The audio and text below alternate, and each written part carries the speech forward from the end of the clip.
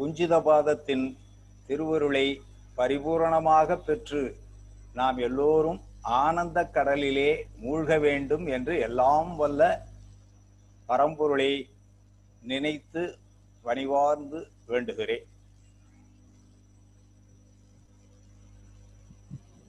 உலகெல்லாம் உணர்ந்து ஓதற்கரியவன்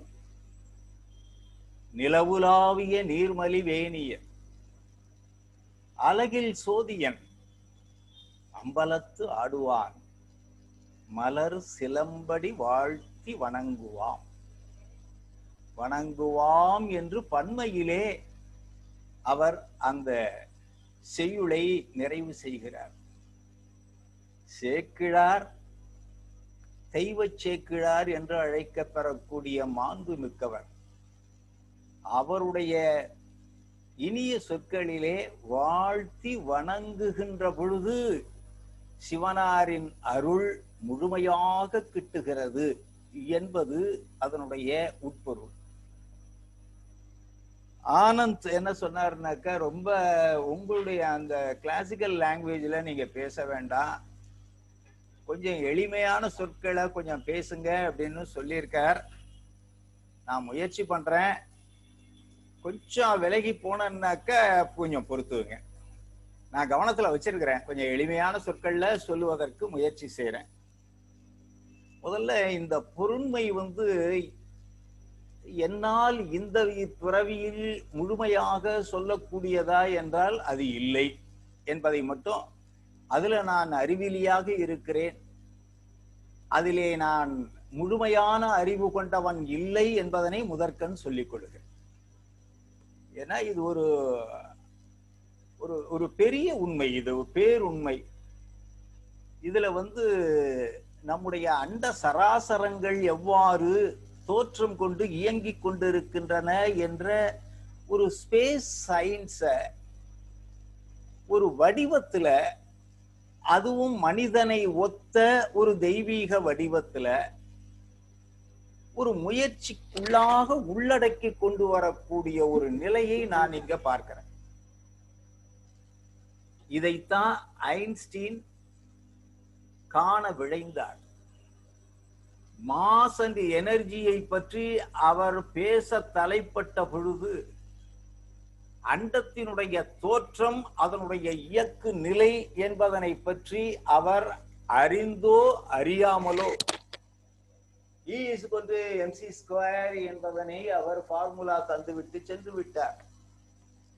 அப்பொழுது அவருக்கு இந்திய ஆன்மீக அறிவியலில் இப்படியெல்லாம் சில கருத்துக்கள் ஒரு 5000 ஆண்டு பழமை, 10,000 ஆண்டு பழமை, 15,000 ஆண்டு பழமை மிக்க ஒரு பதிவாக இருக்கிறது என்பது அவருக்கு தெரியாது. அவருடைய ஆய்வு முடிவு என்பது ஜெர்மனியில அவர் வளர்ந்த அந்த வளர்ப்பு நிலை. ஜெர்மனியில் அவர் வளர்ந்த பொழுது ஜெர்மனியில் இருந்தவர்கள் இந்திய திருநாட்டினுடைய அந்த ஆன்மீக அந்த பிலோசாபிக்கல் கான்ட்ரிபியூஷனை பற்றி ஆங்காங்கு எப்பயோ பேசி இருக்கலாம். அந்த பேசிய கருத்துரை அவர் செவிகளில் பட்டதா இல்லையா என்பது யாருக்கும் தெரியாது. அவர் ஜெர்மனியை விட்ட பிறகு அமெரிக்கா சென்று வாழ தலைப்பட்ட பொழுது அவருக்கு அந்த புலனாக்கம் கிடைத்தது. ஆனால் அந்த புலப்படு பொருளினுடைய பழமை தமிழ் மொழியிலே 15,000 ஆண்டுகளுக்கு முந்தைய நிலையிலே பதிவாக்கம் பெற்றிருக்கிறது என்பதனை நான் முதலில் பதிவு செய்து கொள்ளுகிறேன். தொல்காப்பியத்திலே உலகம் எவ்வாறு தோன்றிற்று என்பதனை சொல்லுகின்ற பொழுது இந்த பஞ்சபூத தத்துவங்களை சொல்லுகிறார்.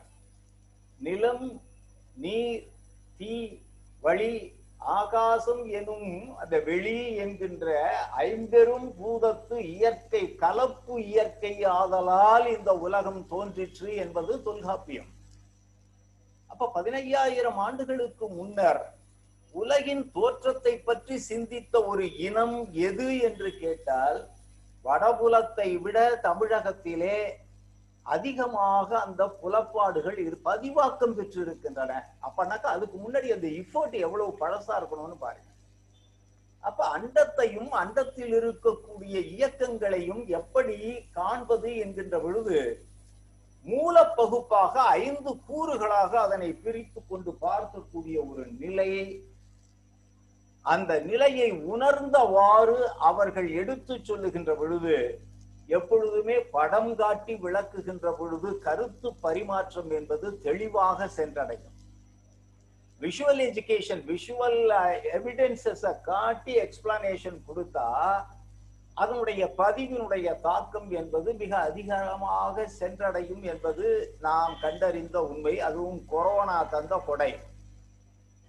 இந்த கொரோனா காலத்துல நாம இப்ப விஷுவல் எஜுகேஷன்லயே நம்ம பார்க்கிறோம், இந்த ஒரு நடராசர் ஆதியனே அந்தம் நடுவாகி அல்லானே என்று சொல்லுகிறார்கள். இவரை பற்றி பாடுகின்ற பொழுதெல்லாம், பதிவாக்கம் செய்கின்ற பொழுதெல்லாம் அந்த தூக்கிய திருவடி ஏன் என்பதனை மனத்தகத்தே ஒவ்வொருவரும் கொண்டு அனுபவிக்கிறார்கள். இது உணரத்தக்கதல்ல, அனுபவிக்கத்தக்கது.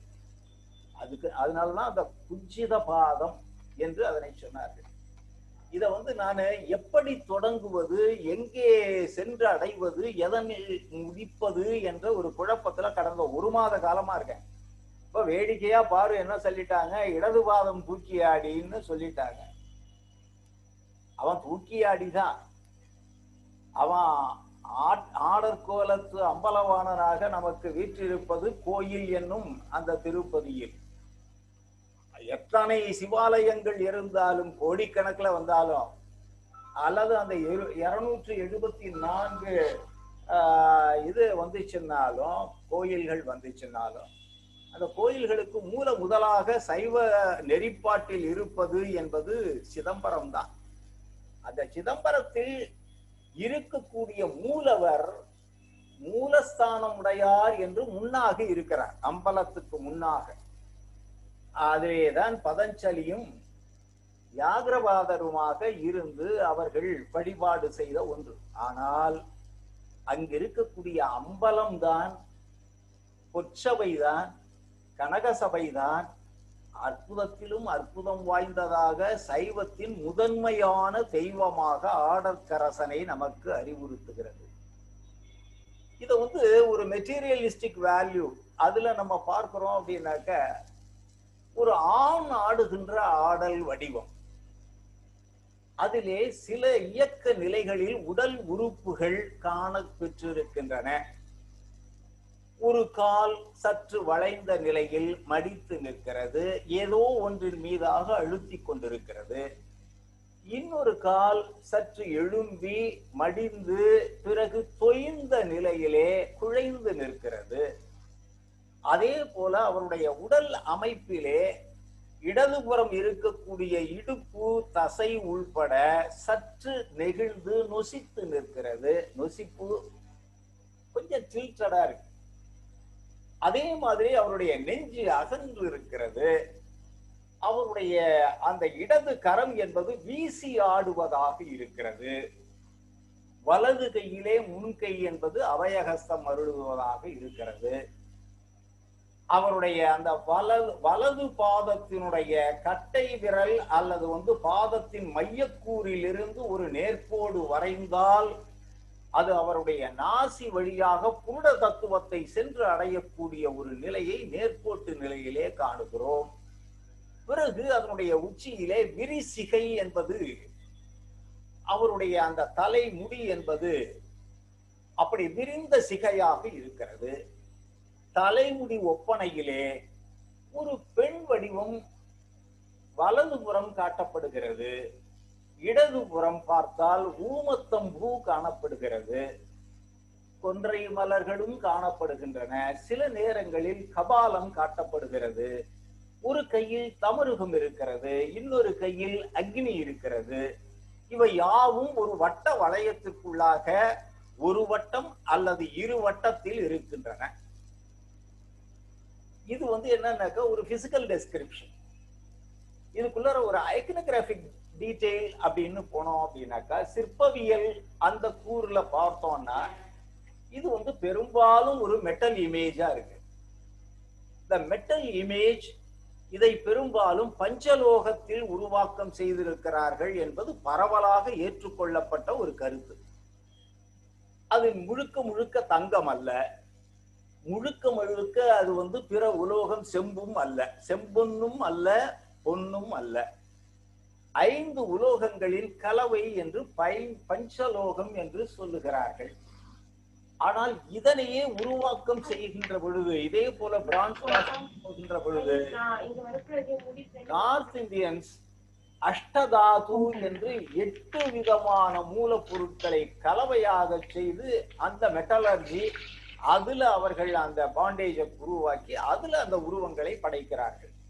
அதுக்கு கான்செப்ட் வேற. அது மெட்டலர்ஜி நான் பேசணும், அது தனியா பேசுறேன், அது தனியாக பேசணும். நான் என்ன நினைச்சேன் அப்படின்னாக்க, இந்த உரையை தருவதற்கு முன்னாக தமிழர் கண்ட வானியல், the space science as gleaned through the ancient Tamils அப்படிங்கிற தலைப்புல நான் ஒரு லெக்சர் கொடுக்கணும்னு மனசுல வச்சுக்கிட்டு இருந்தேன்.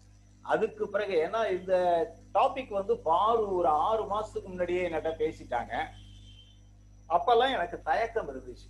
ஏன்னா இது ஒரு சமுத்திரம், இந்த சமுத்திரத்துக்குள்ளர முழுகி முத்தெடுக்கணும் அப்படின்னாக்கா எந்த முத்தை அள்ளி கொண்டு வருவது? அது வைர வைடூரியங்கள்லாம் கொட்டி கிடக்கங்க. எதை நான் அள்ளுவது, எதை நான் தள்ளுவது, எதை நான் விட்டு வருவது என்பது எனக்கு புரியாத நிலையில தமிழர் கண்ட வானியல் அப்படின்னு நம்ம பேசிடலாம், அதுக்கு பிறகு இதை பற்றி பேசுவோம் என்று நினைத்து கொண்டிருந்தேன்.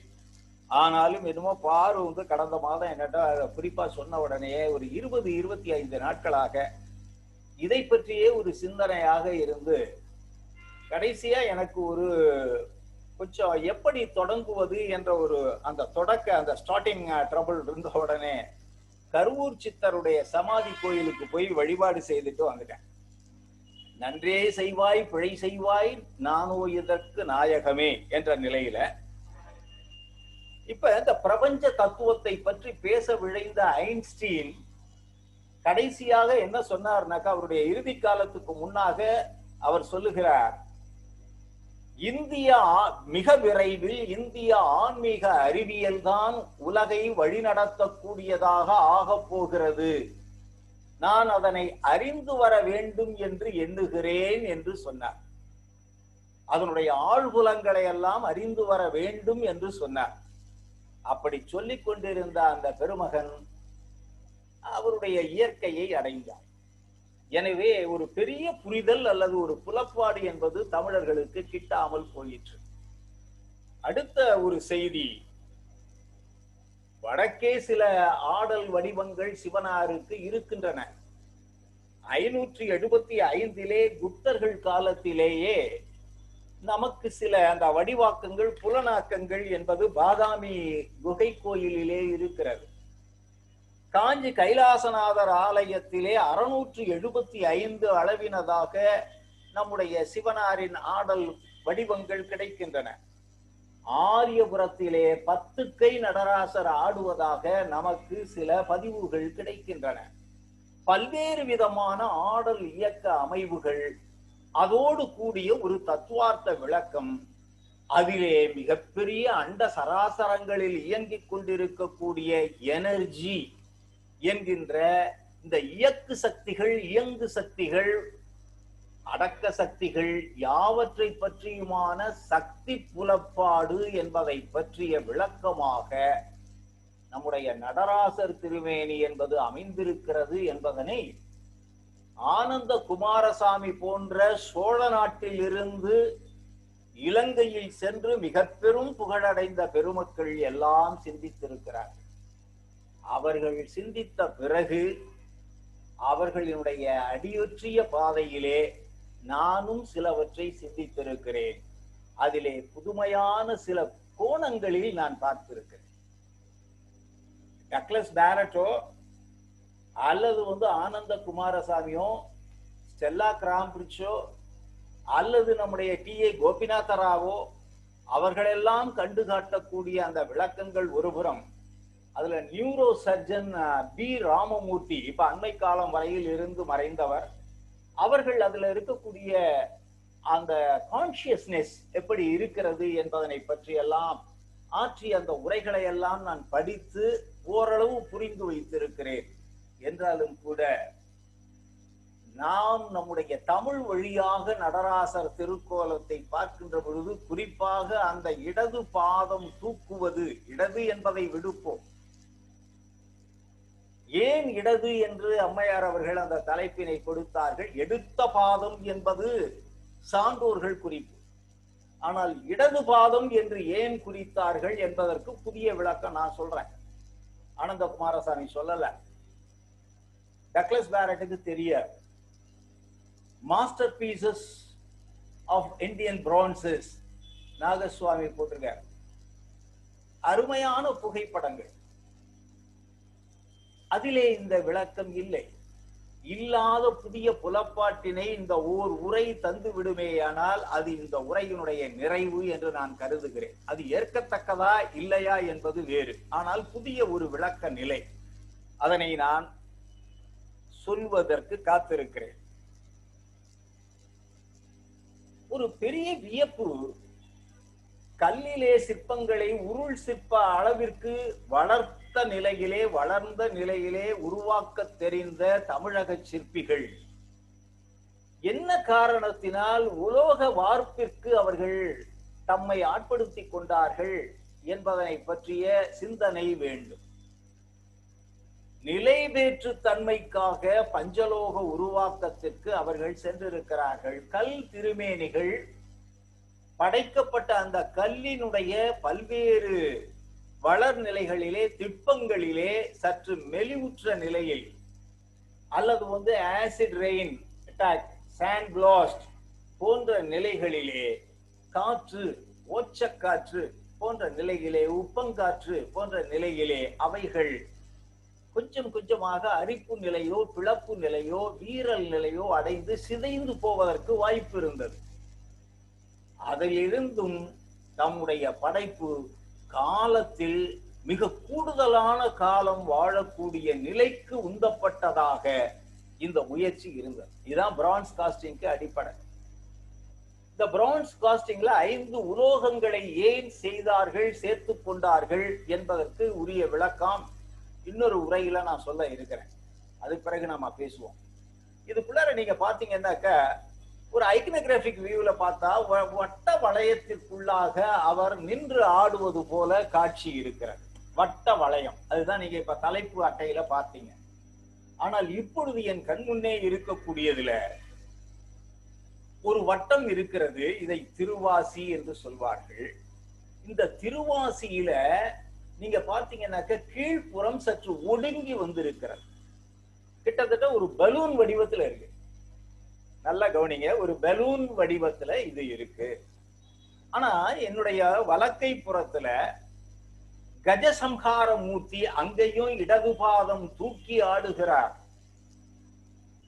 ஆனால் தூக்கி ஆடுகின்ற பொழுது குழைந்து தாழ்ந்து வரக்கூடிய சக்தி நிபாத நிலை இல்லை. சக்தி நிபாதம் என்பதை பற்றி ஒரு விளக்கம் சொல்லணும்னா, மிகப்பெரிய ஒரு அருள் எளியவர்களுக்காக இறங்கி வருதல், தன் நிலையில் தாழ்ந்து அருள்வதற்காக வருவது, கடையர்களை கடைத்தேற்றம் செய்வதற்காக தம் நிலை உயர்ந்த நிலையிலிருந்து தாழ்ந்து வரக்கூடிய அருட்பேராறு.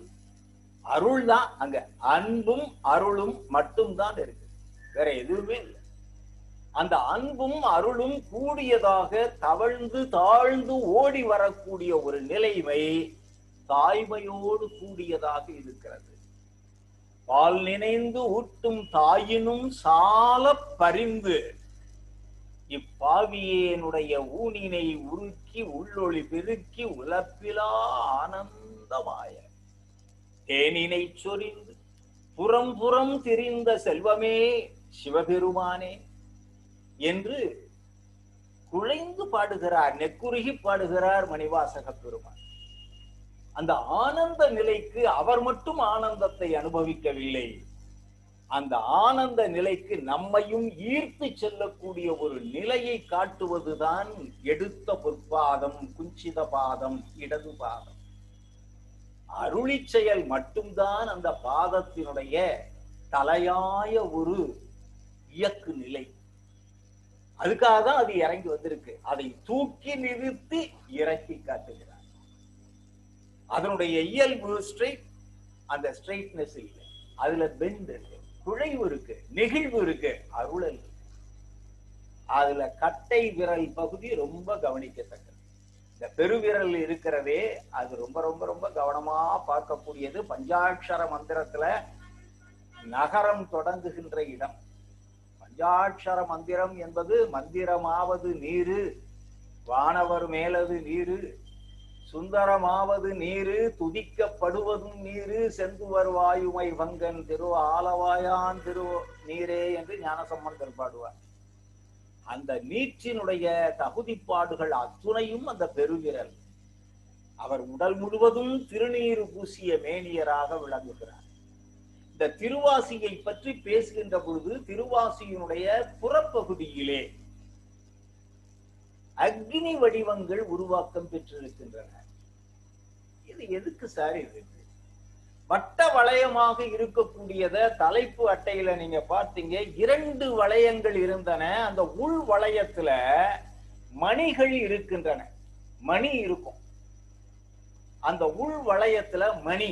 இன்னொரு நடராஜர் திருமேனி காட்டினீங்க, ஏற்கனவே காட்டினீங்க. இப்ப எஸ், இதுல முழுக்க மணிகளா இருக்கு பாருங்க.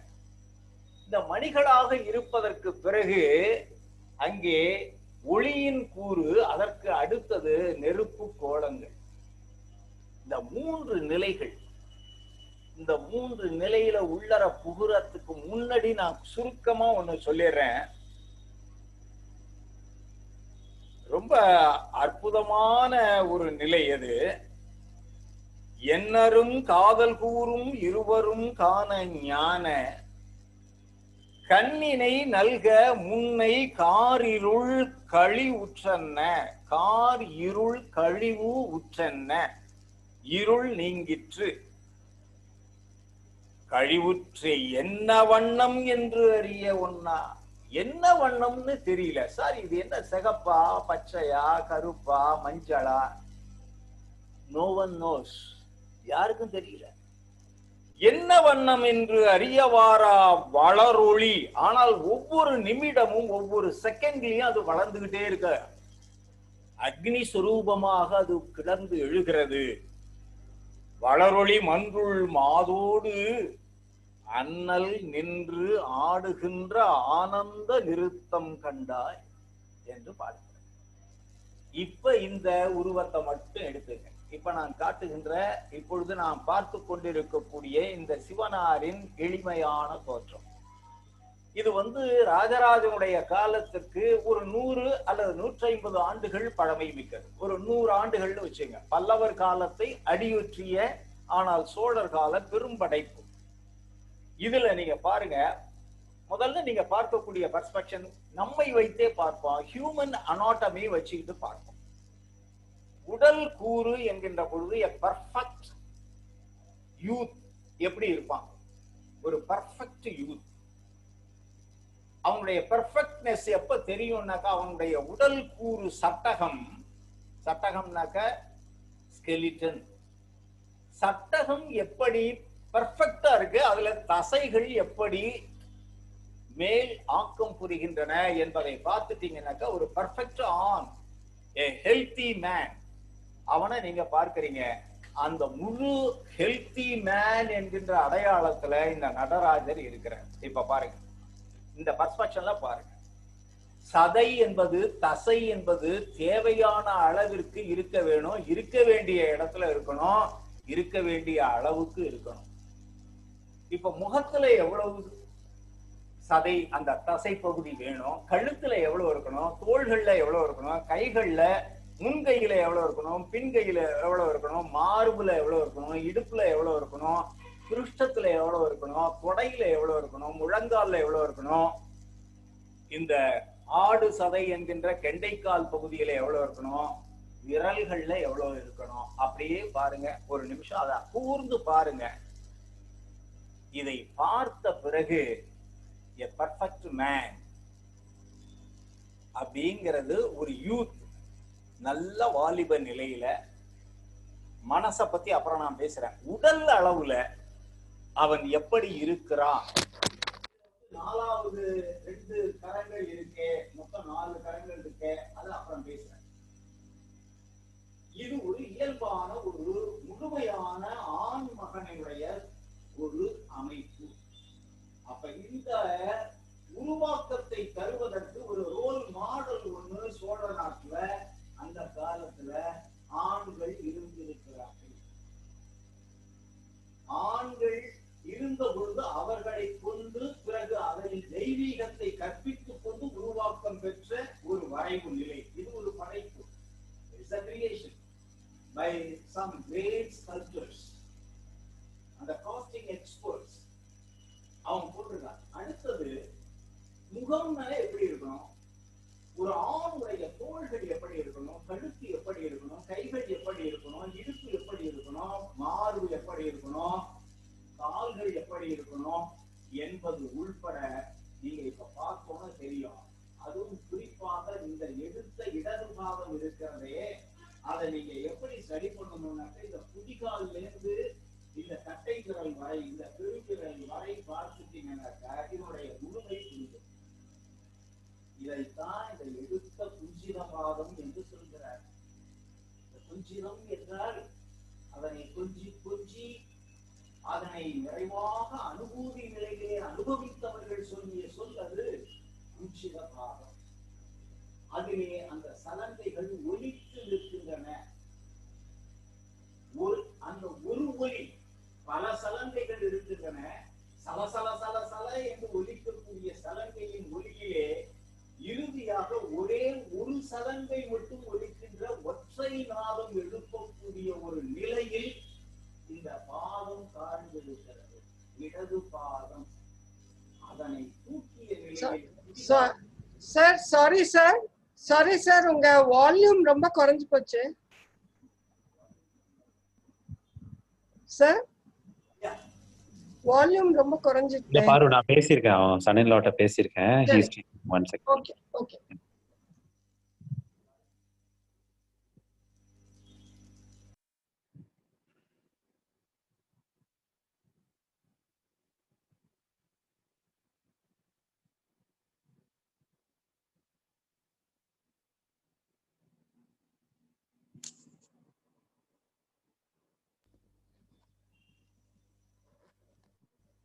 ஓகே, இப்ப பரவாயில்லையா?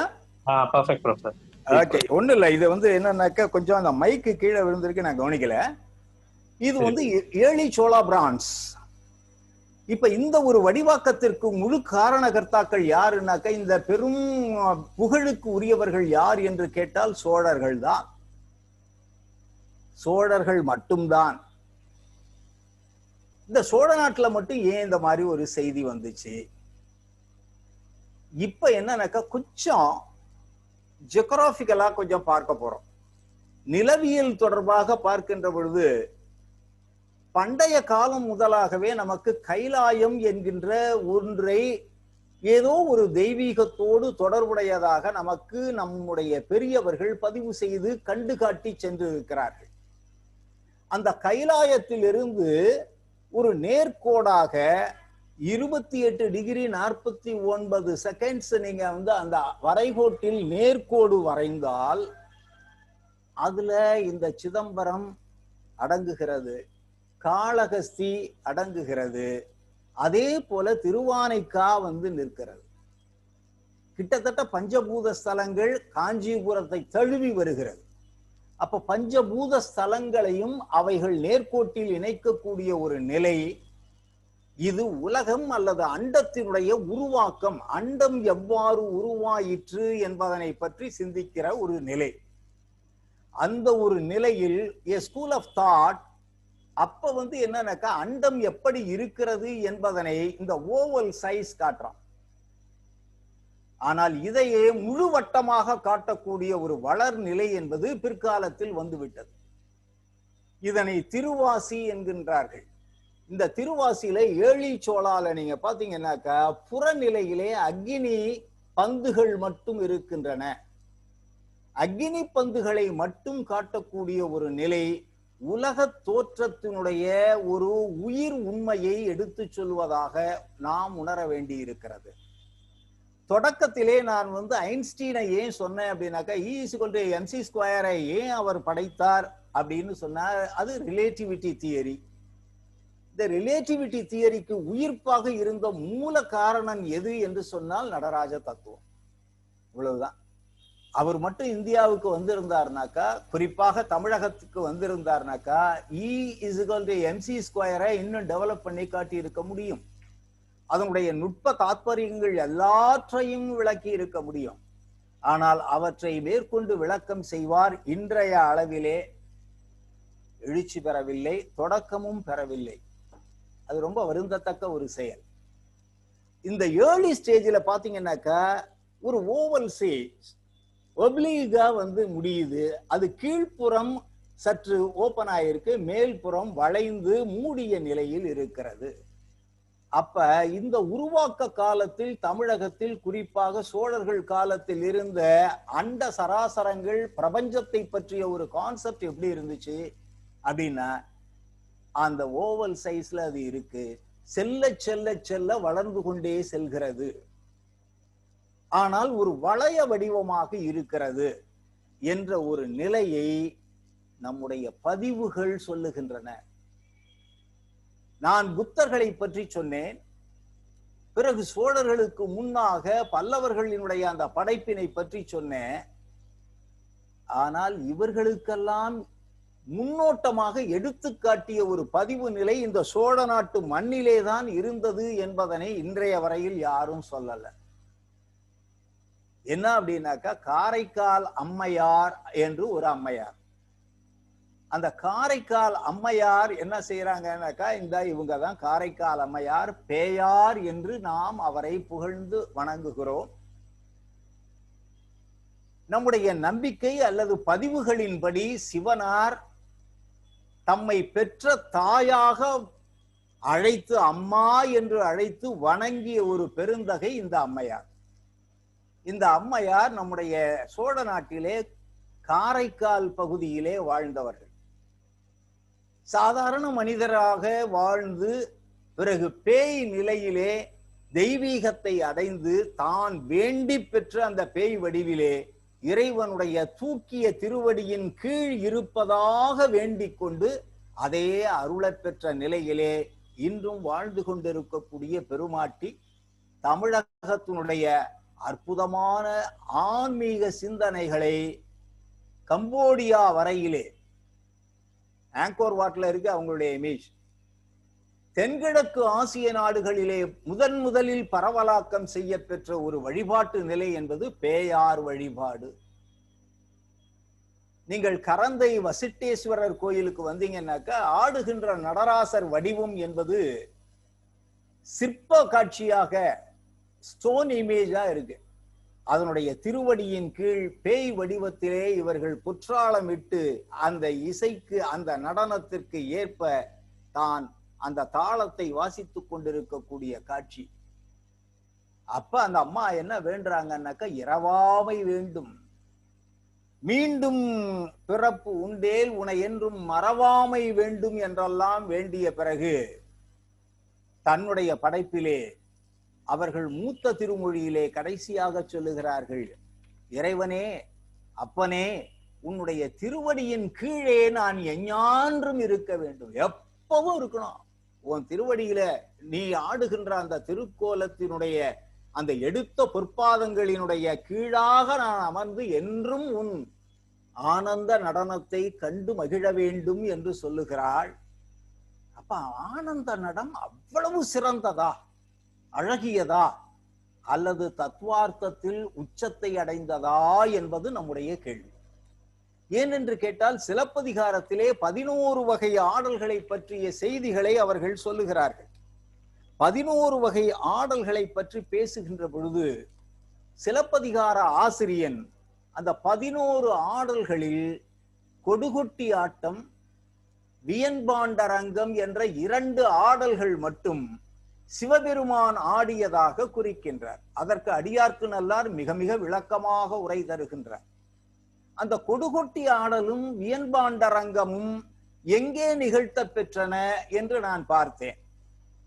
பார்த்த பொழுது திரிபுரம் எரித்த விரிசடை கடவுளாக நின்று தேர் தட்டின் மீதாக சிவபெருமான் ஆடிய ஆடலின் முன்பகுதியும் பின்பகுதியும், முன் தேர் குறவை பின் தேர் குறவையாக அந்த ஆடல் முறை அமைந்திருப்பதை சோழர் கால ஓவியங்களில் ராஜராஜன் தஞ்சை பெரிய கோயிலினுடைய திரு உண்ணாழிகை சுவரிலே பதிவாக்கம் செய்து வைத்திருக்கிறார். அங்கே ஆனந்த நடராசரையும் அவன் பதிவு செய்து வைத்திருக்கிறான். ஆனந்த நடராசர் திருக்கோலமும் இருக்கிறது, இது திரிபுராந்தக வடிவமும் இருக்கிறது. இரண்டிலேயும் நீங்கள் பார்த்தால் இடது கால் என்பது மாற்றம் கொண்ட நிலையிலே பயன் கொள்ளப்பட்டதை நீங்கள் உணர்வீர்கள். எனவே கொடுகுட்டி வேறு, வியன்பாண்டரங்கம் வேறு. அதை பற்றி இப்பொழுது நான் பறக்க பேசப் போவதில்லை. ஆனந்த கூத்தன் தில்லை அம்பலத்தே பொற்சபையிலே நடமிடக்கூடிய அந்த காட்சி ராசராச சோழனால் கண்டு வணங்கப்பட்ட ஒரு காட்சி என்பதனை மறவாதீர்கள். தன்னுடைய துணைவியர்கள் பட்டத்தரசிகள் மூவரோடு சென்று கண்டு வழிபாடு செய்து அடங்கி நிற்கக்கூடிய ஒரு பேரரசன், உலகின் மிகப்பெரிய அரசன், குணங்களாலும் ஆட்சி திறத்தாலும் பண்புகளாலும் மக்கள் நல திட்டங்கள் வகுப்பீடு அதன் செயலாக்கம் முதலியவற்றை வெற்றி திருமகனாக ஆற்றிய ஒரு நிலையிலே கூட அந்த நடராச பெருமானுடைய அழகிய திருக்கோலத்துக்கு முன்னாக எப்படி அடங்கி ஒடுங்கி பணிவோடு குழைந்து நிற்கிறான் என்று நாம் பார்க்கிறோம். அங்கே காணக்கூடிய அந்த இடது பொற்பாதம் இருக்கிறதே, அந்த பொற்பாதத்தை நல்லா கவனிங்க. நடராஜர் சிற்சபையில் ஆடிக்கொண்டிருக்கிறார். அந்த ஆடர் கோலம் முழுவதும் வெண்ணிறமயமாக இருக்கிறது. அந்த கழுத்து, அவருடைய தலையில் மேலே பார்த்தால் இடப்புறம் ஊமத்தம்பூ தெரிகிறது. ஊமத்தம்பூ நல்லா பாருங்க நீங்க, ஒரு சிறு கபாலம் தெரிகிறது. இங்கே விரிசடை காணப்பெறவில்லை. நிறுத்த கோலம் ஒரு நிலைவேற்று நிலையிலே வடிவாக்கம் படைக்கப்பட்டிருக்கிறது. அப்ப பூசுவது வெந்நீர், பூண்பதுவும் பொங்கரவும் என்று பிற்காலத்தில் நம்முடைய மாணிக்க வாசகர் பேசுவதற்கு அடிப்படையை இங்கே ராசராசன் படைத்து தந்திருக்கிறார். அம்பலத்தை பெரிய கோயிலிலே படைத்து காட்டிய ஃப்ரெஸ்கோ பியூனோ என்ற ஒரு சுப்பீரியர் பெயிண்டிங் டெக்னாலஜி, இந்த ஃப்ரெஸ்கோ பியூனோல அவர் காட்டி நிற்கிறார்.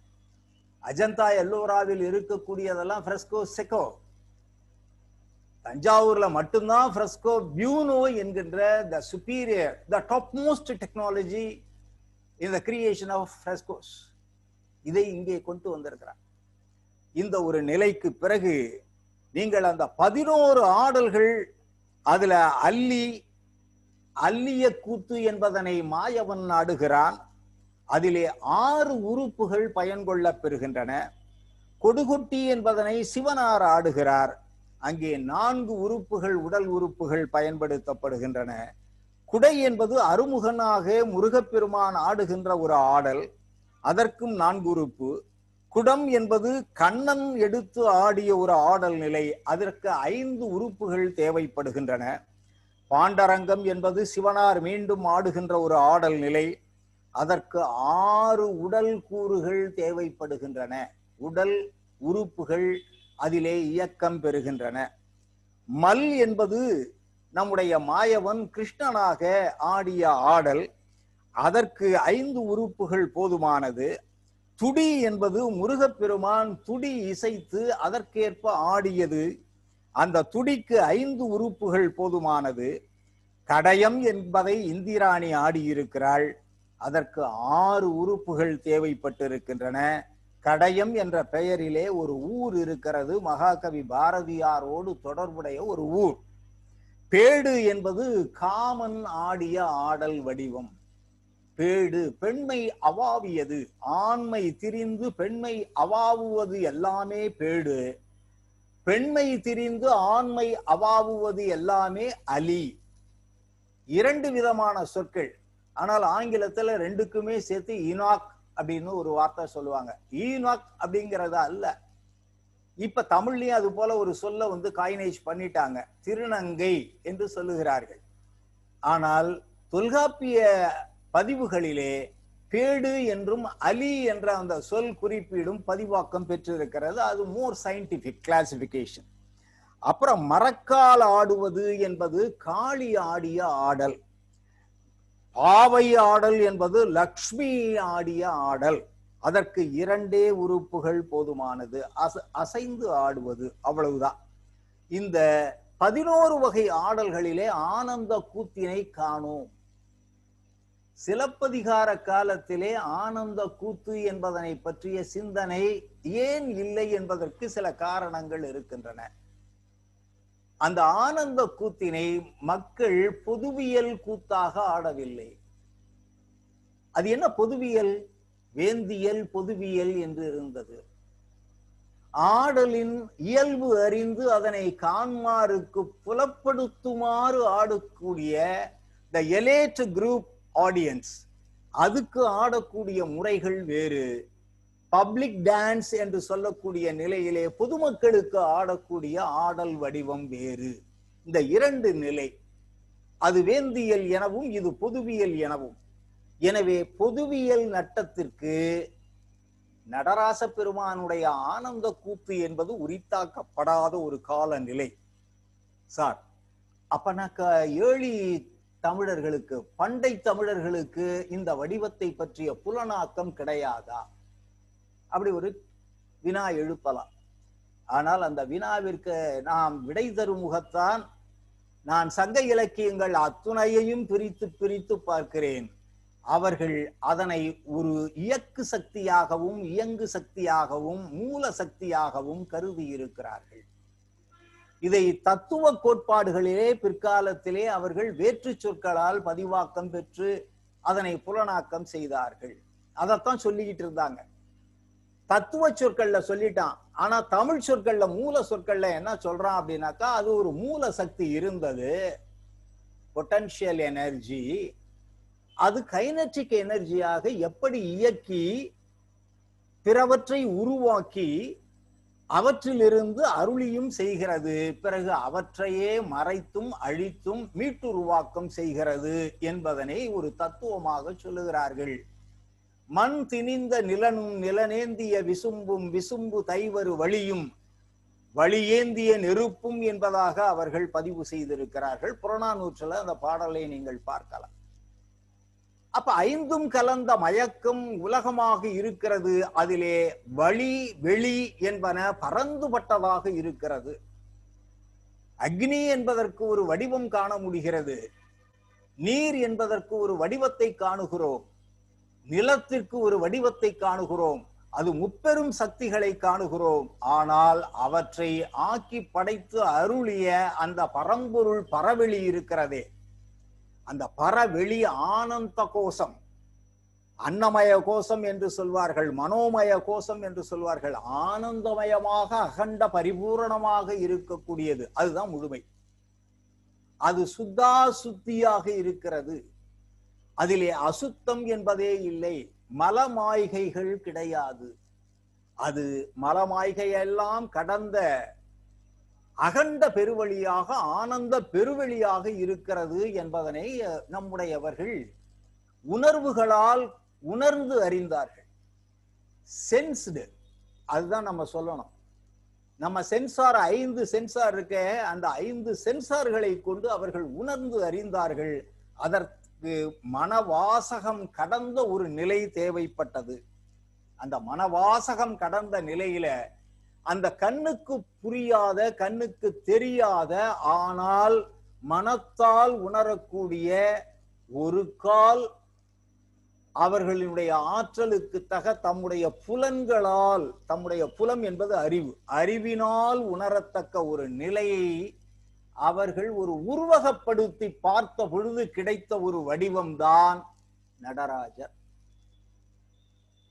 பிரபஞ்ச தோற்ற எப்படி நடந்தது, அதில் இயங்கு சக்தி என்பது எப்படி அது சுழன்று ஆடுகிறது, இது முழுக்க முழுக்க சுழன்று வருகிறது. இந்த சுழற்சி என்பது இன்றைக்கு பூமியினுடைய சுழற்சி, அதை பற்றி நமக்கு நிரம்ப தெரியும்.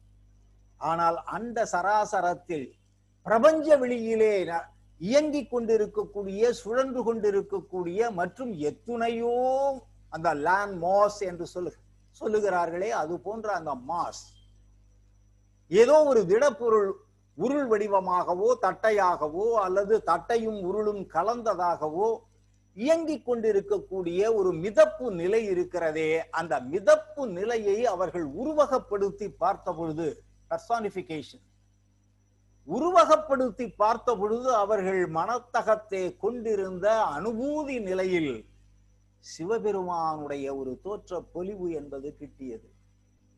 அது ஒரு நேர்கோட்டில் அமைய பெற்றிருந்தாலும் கூட, நீங்க உச்சி முதல் பாதம் வரையிலே ஒரு நேர்கோடு, ஒரு பிளம் லைன் போட்டீங்கன்னாக்கா அந்த சென்ட்ரல் ஆக்சியல் பாயிண்ட்ஸ் கம்ப்ளீட்டா வந்து நிற்கும். அது 90 டிகிரி செங்கோணமாக நிற்கும் முழுக்க. அதிலே இந்த இடது கால் இடது கை அப்படிங்கிற ரெண்டை மட்டும் நீங்க செய்துக்கணும். இதுக்கு மேல நான் இந்த தத்துவத்தை விரித்தால் நான் நேரத்தை கடந்துருவேன். அதனால இப்பயே கடந்துட்டேன்னு நினைக்கிறேன். இப்பயே கடந்துட்டனும். அதனால வந்து கொஞ்சம் பொறுத்துங்க, இன்னும் கொஞ்சம் முடிச்சிடுறேன். இந்த இடது கால் இடது கை என்பதை பற்றி மட்டும் நீங்க பாருங்க. இந்த படத்தை வச்சுங்க. எஸ்பி, அந்த கரங்கள் அந்த கால்கள் மட்டும் இப்ப காட்டுங்க. கரங்களும் இந்த கரங்களை பாருங்க. இது இடது கரம். இந்த இடது கரத்துல இது ஒரு பிரான்ஸ், ஒரு செப்பு திருமேனி. அதுல வந்து நகக்கண் உள்பட இருக்கு பாருங்க. இந்த நகக்கண்ணுல எந்த கையில எந்த மோதிரம் போடணும் அப்படின்னு சில சம்பிரதாயங்கள் இருக்கு. அப்ப அவருடைய அந்த மார்பகங்களினுடைய அந்த கூடு இருக்க, மார்பு கூடு, அந்த ஸ்கெலிட்டன் எப்படி அது வந்து காட்சிக்கு வரும். அப்பொழுது புஜ திரட்சி என்பது தோல் திரட்சி எப்படி இருக்கும், முழங்கை எப்படி இருக்கும், மணிக்கட்டு எப்படி இருக்கும், விரல்கள் எப்படி படுகின்றன. இந்த விரல் நுனியிலே, ஆட்காட்டி விரல் நுனியிலே அல்லது மோதிர விரல் நுனியிலே இருந்து ஒரு சொட்டு தண்ணீர் விட்டால் அது எங்கே சென்று படுதுன்னு பாருங்க. அதற்கு பின்னாக வரக்கூடிய பெருவிரல் கால், இந்த முழங்கால் எந்த அளவுக்கு இந்த முழங்கையிலிருந்து அது எப்படி சற்று முன்னோக்கி எழும்புகிறது. இது முழுக்க முழுக்க முழுக்க அண்ட ஒரு சராசரத்தில் இருக்கக்கூடிய இயங்கு நிலையில் இருக்கக்கூடிய ஒரு எனர்ஜியை காட்டுது.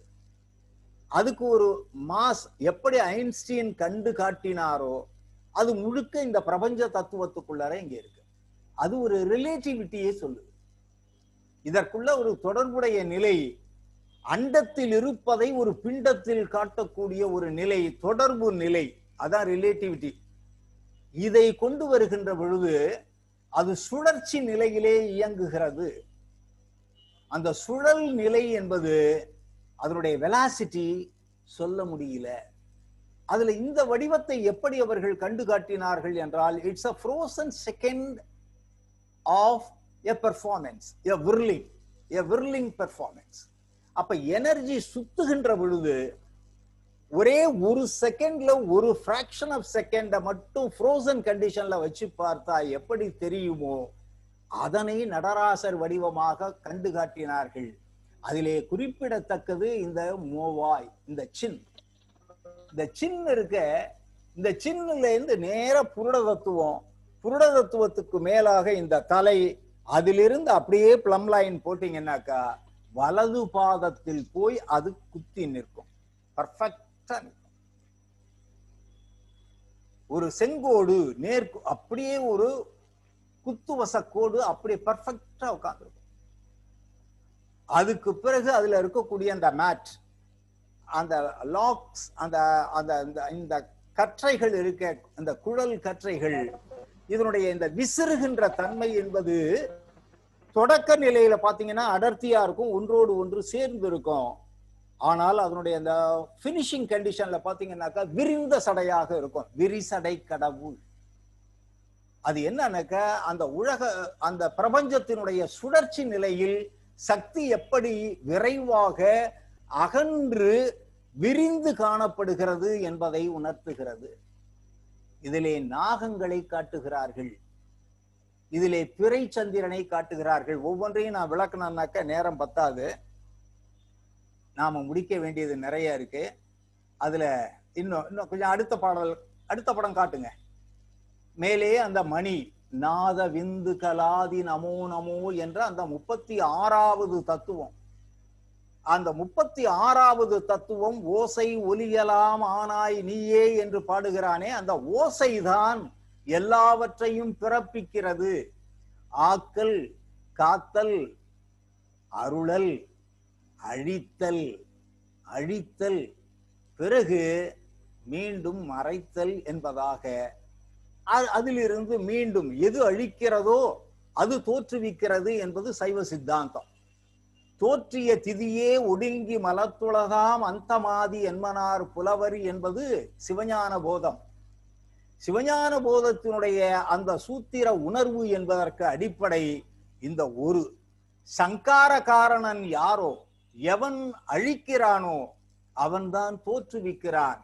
எது அழிந்ததோ அது உருவாக்கம் செய்கிறது என்பதனை அந்த உருவாக்கத்தில் அகன்ற பரிபூரணத்தினுடைய உருவாக்கத்திலே சக்திமயமாக கண்டுணர்ந்த நம்முடைய தமிழ் சான்றோர்கள், குறிப்பாக சோழ நாட்டு சான்றோர்கள் பதிவாக்கம் செய்து வைத்த இந்த நடராசர் திருமேனியை தான் பிற்காலத்திலே நாம் பல்லவர்கள் படைப்பாகவும் குப்தர்கள் படைப்பாகவும் ஏர்லி கிரியேஷன்ஸ் என்று சொல்லுகிறார்களே, அதற்கு உரித்தாகி நாம் மயங்கி நிற்கிறோம். அப்படி அல்ல. காரைக்கால் அம்மையாரை பற்றி நான் ஏன் சொன்னேன் என்று சொன்னால், காரைக்கால் அம்மையார் வாழ்ந்த காலம் களப்பிரர்கள் காலம். களப்பிரர்கள் காலம் என்பது சோழர்களுக்கும் பாண்டியர்களுக்கும் நலிவுற்ற ஒரு காலமாக சங்க காலத்தில் இருந்து விடுபட்டு வந்த சங்கம் மருவிய காலத்தை சார்ந்ததாக இருக்கிறது. அந்த கால நிலையிலே அவர்கள் தம்முடைய மூத்த திருப்பதிகத்திலும் சரி, அந்த கைலை அந்தாதியிலேயும் சரி, நான்மணி மாலையிலேயும் சரி, அவர்கள் செய்திருக்கக்கூடிய அந்த நட்டம் பயிலுகின்ற அந்த நடத்தரசு இருக்கிறானே, அந்த ஆடற்கரசு, அவனுடைய அந்த ஆடலை பற்றி அந்த அம்மையார் மிக மிக அருமையாக பதிவு செய்திருக்கிறார் என்று சொன்னால், அதனுடைய காலப்பழமையை சோழ நாட்டிலே பதிவாக்கம் பெற்றிருக்கிறது. ஏறத்தாழ 4ஆம் நூற்றாண்டிலேயே பதிவாக்கம் பெற்றிருக்கிறது. இன்று முதலாக எண்ணினால் ஏறக்குறைய ஒரு 1600 1700 ஆண்டு பழமையான ஒரு பதிவு நடராஜரை பற்றிய குறிப்பாக இருக்கிறது என்பதனை மனம் கொள்ள வேண்டும். அந்த நிலையிலே ஆடற் காலம் என்பது எது, அவர் எப்பொழுது ஆடினார் என்பதற்கும் சில பதிவுகள் இருக்கின்றன. பூசம், பரணி, ரேவதி, பூராடம், அவிட்டம், சித்திரை, திருவாதிரை, கார்த்திகை, விசாகம் ஆகிய 9 நட்சத்திரங்கள் விண்ணகத்தை இருக்கின்ற பொழுது அவர் நட்டம் பயிலுகிறார் என்பது ஒரு குறிப்பு. அதே போல மிதுனம், சிம்மம், விருச்சிகம், கடகம், தனுசு, துலாம், மீனம் ஆகிய 7 ராசிகள், அந்த 7 ராசிகளும் இயங்குகின்ற பொழுது அவர் நட்டம் பயிலுகிறார் என்ற ஒரு குறிப்பு பதிவு இருக்கிறது. திங்கள், புதன், வியாழன், வெள்ளி ஆகிய 4 கிழமைகளிலே அவர் நட்டம் பயில்வதாக ஒரு குறிப்பு இருக்கிறது.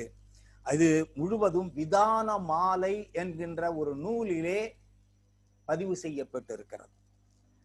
அந்த கூத்தப்பெருமானுடைய அந்த முகத்தினை பாருங்கள். அந்த முக குறிப்பு என்பது சற்று அங்காங்க நிலையிலே இருக்கும். ஒரு மனிதன் மிக விரைந்து சுழன்று ஆடுகின்ற பொழுது, மிக மிக அதிகமான சுழற்சியினை அவன் கொண்டு ஆடுகின்ற பொழுது அவனுடைய கழுத்து, இந்த அச்சு எலும்பு எப்படி அசைவுக்கு அது சற்று அங்காந்து இருக்கும் என்பதனை நம்முடைய சோழர் கால சிற்பங்களிலே தான் முழுமையாக காண முடிகிறது. அந்த ஏழிச்சோள பிரான்ஸ் நீங்க பாத்தீங்கன்னா உங்களுக்கு நல்லா தெரியும். அந்த ஏழிச்சோள பிரான்ஸ் அதுல முழுக்க முழுக்க அந்த தலை சற்று அப்படி அங்காந்த நிலை இருக்கும். இதுல பாருங்க, சற்று அங்காந்த நிலை. இந்த சற்று அங்காந்த நிலையிலே அந்த முக குறிப்புல ஆனந்தம் தெரியும். நகையே அழுகை இழிவரல் மருட்கை அச்சம் பெருமிதம் வெகுளி உவகை என்று அப்பால் எட்டே மெய்ப்பாடு என்பது தொல்காப்பியம். அந்த 8 வகை மெய்ப்பாடும் அந்த உடல் கூற்றினுடைய அசைவுகளிலே கண்டு காட்டக்கூடிய ஒரு நாடக ஆசிரியனாக சிவனாரின் திருக்கோலம் அமைந்திருக்கிறது. அதிலே கூட இந்த ஒரு காட்சி, இந்த சிற்பத்தினுடைய இந்த சிலையினுடைய காட்சி நீங்கள் பார்த்தால் வலதுபுறம் இருக்கக்கூடிய அந்த ஹேர்டூஸ், இத பாருங்க, இந்த லாக்ஸ், the matted locks, இந்த ஹேர் லாக்ஸ் எப்படி இருக்குனாக்கா சற்று விரிந்து இருக்கு பாருங்க, அதோட அகன்று இருக்கும். இடதுபுறம் இருப்பது சற்று அதனினும் சற்று விரிந்ததாக, அவ்வளவுதான். இதுதான் மிகுதியா இருக்கும், சற்று உயர்ந்தும் இருக்கு பாருங்க. அப்ப வலப்புறமாக இது சுழல்கிறது என்பதனை காட்டுகிறார். வலப்புற சுழற்சி அந்த நிலையிலே இது அந்த மனக்கண்ணால் கண்டு காட்டப்பட்ட ஒரு உருவம். இதுல இந்த முக குறிப்பில யார் யார் என்னென்ன விருப்பத்தோடு அந்த முகத்தை காணுகிறீர்களோ அதுவாக அது பேசும் என்பது பெரியோர்களின் சான்றோர்களின் பதிவு. எங்கெங்கயோ ஊர் சுத்திட்டு திருநாவுக்கரசு பெருமான் மன்றுளாடியை காண வருகிறார். சிதம்பரத்துக்கு வர்றார். அங்க பொன்னம்பலத்துக்கு வருகின்ற பொழுது அந்த பொன்னம்பலத்துல இருக்கக்கூடிய நடராச பெருமானை பார்த்தோன்னா தன்னை மறந்த நிலையிலே கண்களில் இருந்து கண்ணீர் தாரை தாரையாக பெருகிய அன்போடு காதலோடு ஓடி ஓடி உருக காதலாகி கசிந்து நிற்கிறார். அப்பொழுது அவர் உணர்ந்த பதிவு தேவாரத்தில் எப்படி பதிவு செய்திருக்கிறார்னாக்கா, அந்த முகக்குறிப்பு, என்று வந்தாய், எப்பப்பா வந்த அப்படின்னு கேக்குறாராம். எப்ப வந்த? ஒரு தகப்பனாக, ஒரு இல்ல தலைவனாக தன்னை சார்ந்தவர்களை, தன்னிலும் இளையவர்களை நோக்கி ஒரு பெருமகன் வினவுவதாக, எப்ப வந்த? சரி, நல்லா இருக்கியா? சரி, சாப்பிடு. இந்த மாதிரி ஒரு முகக்குறிப்பினை திருநாவுக்கரசு நாயனார் காணுகிறார். அதற்கு பிறகு அவர் அந்த முகத்திலிருந்து கீழ் நோக்கி வருகின்ற பொழுது காணுகின்றதுதான் அந்த எடுத்த இடது பொற்பாதம், குஞ்சித பாதம். அதை மட்டும் பேசிடுறேன், ஏன்னா வேற பேசினோம்னாக்கா ரொம்ப நாழி போயிடும். நம்ம 6:45 6:50க்காவது நிறைவு செய்துக்கணும். நிறைய இருக்க காட்சி, அதை பற்றி பேச நேரம் இருக்குமான்னு பாக்குறேன், நான் முயற்சி பண்றேன். இந்த கூத்து வகையிலே மிக அற்புதமான ஒரு கூத்து என்பது பதிவு. காரைக்கால் அம்மையார் பதிவு செய்திருக்கிறார், அற்புத திருக்கூத்து என்று சொல்லுகிறார். ஏன்னா வேறு தேசி கூத்துன்னு தெரியும் அவர்களுக்கு, அந்த கூத்து அல்ல இது, அற்புத திருக்கூத்து. அதனால உன்னுடைய திருவடியின் கீழே நான் இருக்கணும்னு அந்த அம்மா கேட்கிறாங்க. அந்த விரிசடை நிலையை பார்க்கிறீர்கள், இந்த பிருஷ்ட பாகங்கள் எப்படி மடங்கி நிற்கின்றன அப்படின்னு. கீழே எதையோ போட்டு மிதிச்சுக்கிட்டு இருக்கிறாரே, இது என்னடா அப்படின்னா அது மாய்கை, அது ஏமாற்றும், அதில் அறியாமை இருக்கும். அந்த அறியாமையை அழித்து போடாமல் மறைத்து அருளுதல், இதனை தத்துவ சொல்லிலே சைவ சித்தாந்தம் திரேதோன சக்தி என்று சொல்லுகிறார்கள். திரேதோன சக்தி, இந்த திரேதோனம் எப்படி இருக்கிறது என்றால் எதையும் மறைக்க கூடியது, உண்மையை மறைத்து திரையிட்டு காட்டுவது. அந்த சக்தி, திரோதான சக்தியை காலால் மிதிப்பித்துக் கொள்ளுகிறார். ஏன்னா இதை ஃப்ரீயா விட்டோம் அப்படின்னாக்கா இதை கண்ட்ரோல் பண்ண முடியாது, அங்கங்க போய் மரப்பு வேலை பண்ணும். அப்ப திரோதான சக்தியை வலக்காலால் நன்றாக மிதித்து அடக்கி ஒடுக்கிய நிலையிலே சற்று மடக்கி, இடது காலை தூக்கி மடக்கிய நிலையிலே முன்காலை நீட்டி, அது அந்த இரண்டாவது நிலையத்தில் ஒளி வட்டமாக திகழக்கூடிய இரண்டாவது வட்ட நிலையிலே அந்த ஒளிமயமான ஞான அருளை அவர் அருளி செய்கிறார் என்பது இதனுடைய உட்பொருள் விளக்கம். அப்ப அவருடைய அந்த பெரு விரல்ல நீங்கள் தண்ணீர் விட்டு பார்த்தால் அது மிகச் சரியாக எங்கு நின்று ஒரு ஆண்மகன் வழிபாடு செய்ய வேண்டுமோ அந்த இடத்தை குறிக்கும். அப்ப சிவபாத சேகரனாக அவன் கருதப்படுகிறான். சிவனுடைய பொன்னார் திருவடிகளே அவனுடைய அந்த சேகரம் அந்த தலைப்பகுதியிலே இருப்பதாக கருதப்படுகிறது. அது பாசுபத சைவ நெறி. முழுமையாக அதனை நம்பினார்கள். அதிலே சிவபாத சேகரனாக கடைசியில் எழுந்தருளிய ராஜராஜ சோழதேவர் அதிலே மிகுந்த பற்றாளனாக தன்னுடைய இறுதி காலங்கள் 8 ஆண்டுகளை முழுக்க முழுக்க ஒரு ராஜ யோகியாக சைவ நெறிதழுவியவனாக ஆட்சியில் இருந்தாலும் கூட தனிப்பட்ட வாழ்க்கையிலே ஒரு சிவ யோகியாக வாழ்ந்து மறைந்திருக்கிறார். எனவே தன்னுடைய திருவடி சிவனாருடைய திருவடியை தன்னுடைய முடியாக கொண்டிருப்பதையே பெருமையாக குறித்து கொண்டிருக்கிறான் என்பதுதான் நம்முடைய கல்வெட்டுக்கள் தரக்கூடிய பதிவு. இதே நிலையிலே குலோத்துங்க சோழனும் முதல் குலோத்துங்கனும் விளங்கி இருக்கிறான். இவனுக்கு முன்னாக அந்த சிவ வழிபாட்டிலே குஞ்சித பாதத்தில் ஆர்வம் கொண்டிருந்த அரிஞ்சய சோழன் விளங்கி இருக்கிறான். ஆதித்தன் விளங்கி இருக்கிறான். பிற யாவரையும் முற்கால சோழர்களிலே நாம் குறிப்பாக காண முடியவில்லை. அதற்கு காரணம் என்னவென்றால் அவர்கள் அரசியலை பற்றி மட்டுமே தம்முடைய பணியாக கொண்டிருந்தவர்கள். சமய நிலையிலே மட்டுமல்ல, தத்துவ நிலையிலே அறிவியல் சார்ந்த ஒரு தத்துவத்தை தம்முடைய வாழ்வியல் நெறிப்பாட்டின் உச்சமாக கொண்டிருந்த பெருந்தகைகளாக முதலாம் ஆதித்த சோழனை, பிறகு அரிஞ்சயனை, பிறகு நம்முடைய ராசராச சோழனை, அதற்கு பிறகு முதற்குலோத்துங்கனைத்தான் காண முடிகிறது. அவனினும் மிகுந்த ஆற்றல் வாய்ந்த ராஜேந்திர சோழனை அப்படி ஒரு சித்தாந்தத்தில் நாம் அடக்க முடியவில்லை. அவன் வெற்றி திருமகனாகவே மிகப்பெரிய பேரரசனாகவே வாழ்ந்து கொண்டிருந்தான். ஆனால் ஒரு ராஜ யோகியாகவும் வாழ்ந்தவன் ராசராசன். எனவேதான் அந்த ஆடல் கரசன் இருக்கிறானே, ஆடல் அரசு, அவனை நடராச பெருமானாகவும் தியாகேச பெருமனாக உலா வரக்கூடிய நம்முடைய திருவாரூர் பெருமானையும் இணைத்த நிலையிலே ராஜ ராஜ ஈஸ்வரம் என்ற அந்த பெருங்கோயிலை அவன் கட்டுவித்தான் என்பது கருதத்தக்க ஒரு செய்தி. அந்த நிலையிலே அம்பலவாசி என்ற நிலையிலே அம்பலத்திலே இவர் கூத்திடுகிறார். இந்த அம்பலத்துல பார்த்தீங்கன்னாக்கா 21,600 பொன் தகடுகள் கூரையாக வேயப்பட்டு இருக்கின்றன. அதற்கு என்ன காரணம் அப்படின்னு பாத்தீங்கன்னாக்கா 21,600 தகடுகள். அது எப்படின்னாக்கா ஒரு நாளைக்கு ஒரு மனுஷன் காலையில அவன் எழுந்தது முதல் இரவு படுக்க போறதுக்குள்ளர நார்மலா இருக்கக்கூடிய உடல் அமைப்பை கொண்டிருக்கக்கூடிய ஒரு மனிதன் சுவாசிக்கின்ற அந்த சுவாச காற்று, உட்காற்றும் புலப்படுத்தக்கூடிய வெளிக்காற்றுமாக அமையக்கூடியது 21,600 என்று கணக்கிடுகிறார்கள்.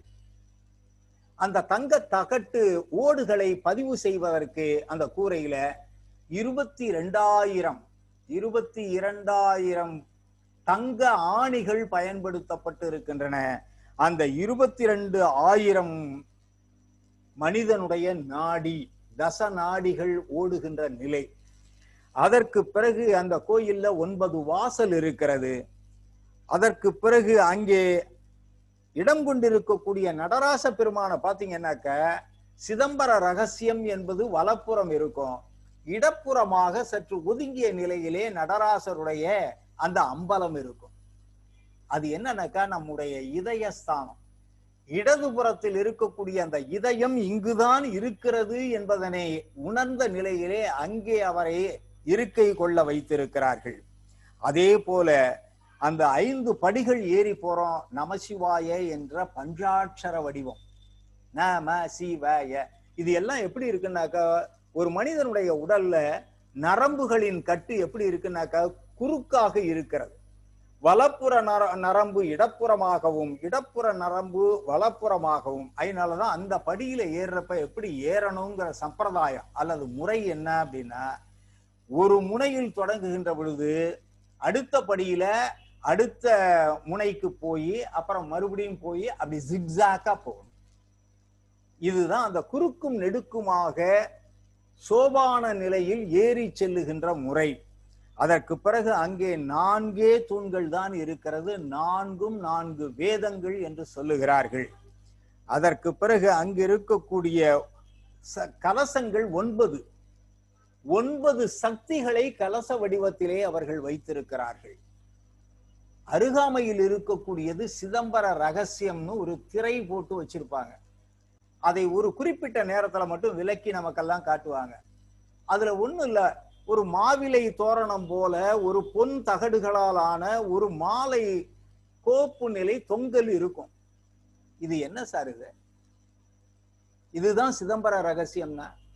இது ஒண்ணும் இல்ல, அண்ட சராசரத்தினுடைய அமைப்பியலை அறிவியல் பூர்வமாக கண்டு காட்டக்கூடிய ஒரு வடிவாக்க நிலை. இன்னைய வரைக்கும் நாசா உள்பட இந்த பேரண்டம் எப்படி அமைந்திருக்கிறது, இந்த யூனிவர்ஸ் எப்படி இருக்கு அப்படிங்கிறத உறுதியாக சொல்ல முடியாத நிலையில் ஒரு ஹைப்போதெட்டிக்கலா கூட நீங்க வச்சுக்கீங்க, ஒரு கருதுகோள் அடிப்படையில் இந்த பேரண்டம் என்பது எப்படி ஒரு வடிவாக்கம் எல்லாத்துலயுமே என்னை கோர்த்து விடுறிய ஐயா. அந்த ஒரு பேரண்ட நிலையினை நீங்கள் காணுகிறீர்கள். இது ஒரு முழு வட்ட நிலையிலே நீங்கள் கருதினால் அதிலே அந்த அறுவகை சக்தி நிலைகள் முக்கோண பரிணாமத்தில் கீழ் நோக்கியும் மேல் நோக்கியுமாக அந்த முழு வடிவத்தை உங்களுக்கு விளக்கம் செய்வதாக அமைகிறது. இந்த இடது பாதத்தை நான் கடைசியா முடிக்க போறதுல இடது பாதம் இடது கை சொல்லுவேன். அதற்கு முன்னாக இந்த அறுகோணங்களும் பார்த்தீங்கன்னாக்கா இந்த வடிவத்தில் இருந்துதான் அருமுகன் கிளைத்தான், முளைத்தான், எழுந்தான், பிறந்தான் என்று சொல்கிறார்கள். அருமுகன் என்பது அறுவகை செயற்பாடுகள். இந்த அறுவகை செயற்பாடுகள் இல்லை என்றால் இந்த அண்டம் இல்லை, இந்த அண்டத்தின் இயக்கம் இல்லை. இயக்கம் இல்லை என்றால் உருவாக்கங்கள் இல்லை, படைப்பு இல்லை, உயிரின் வாழ்க்கை இல்லை. எனவே இந்த இயங்கு நிலையினுடைய மற்றொரு சக்தி நிலையாக இருப்பதுதான் சக்தி வேல் என்கின்ற அந்த அறுமுக வடிவாக்கம், ஆறுமுகன். எனவேதான் செவ்வேளினுடைய ஒரு மறு வடிவம் என்றால் அது சிவனார் திருக்கோலம் என்பதனை நாம் உணர வேண்டும். தகப்பன் சாமி என்பதற்குள்ளாக இருக்கக்கூடிய தத்துவ பொருண்மையும் இதுதான்.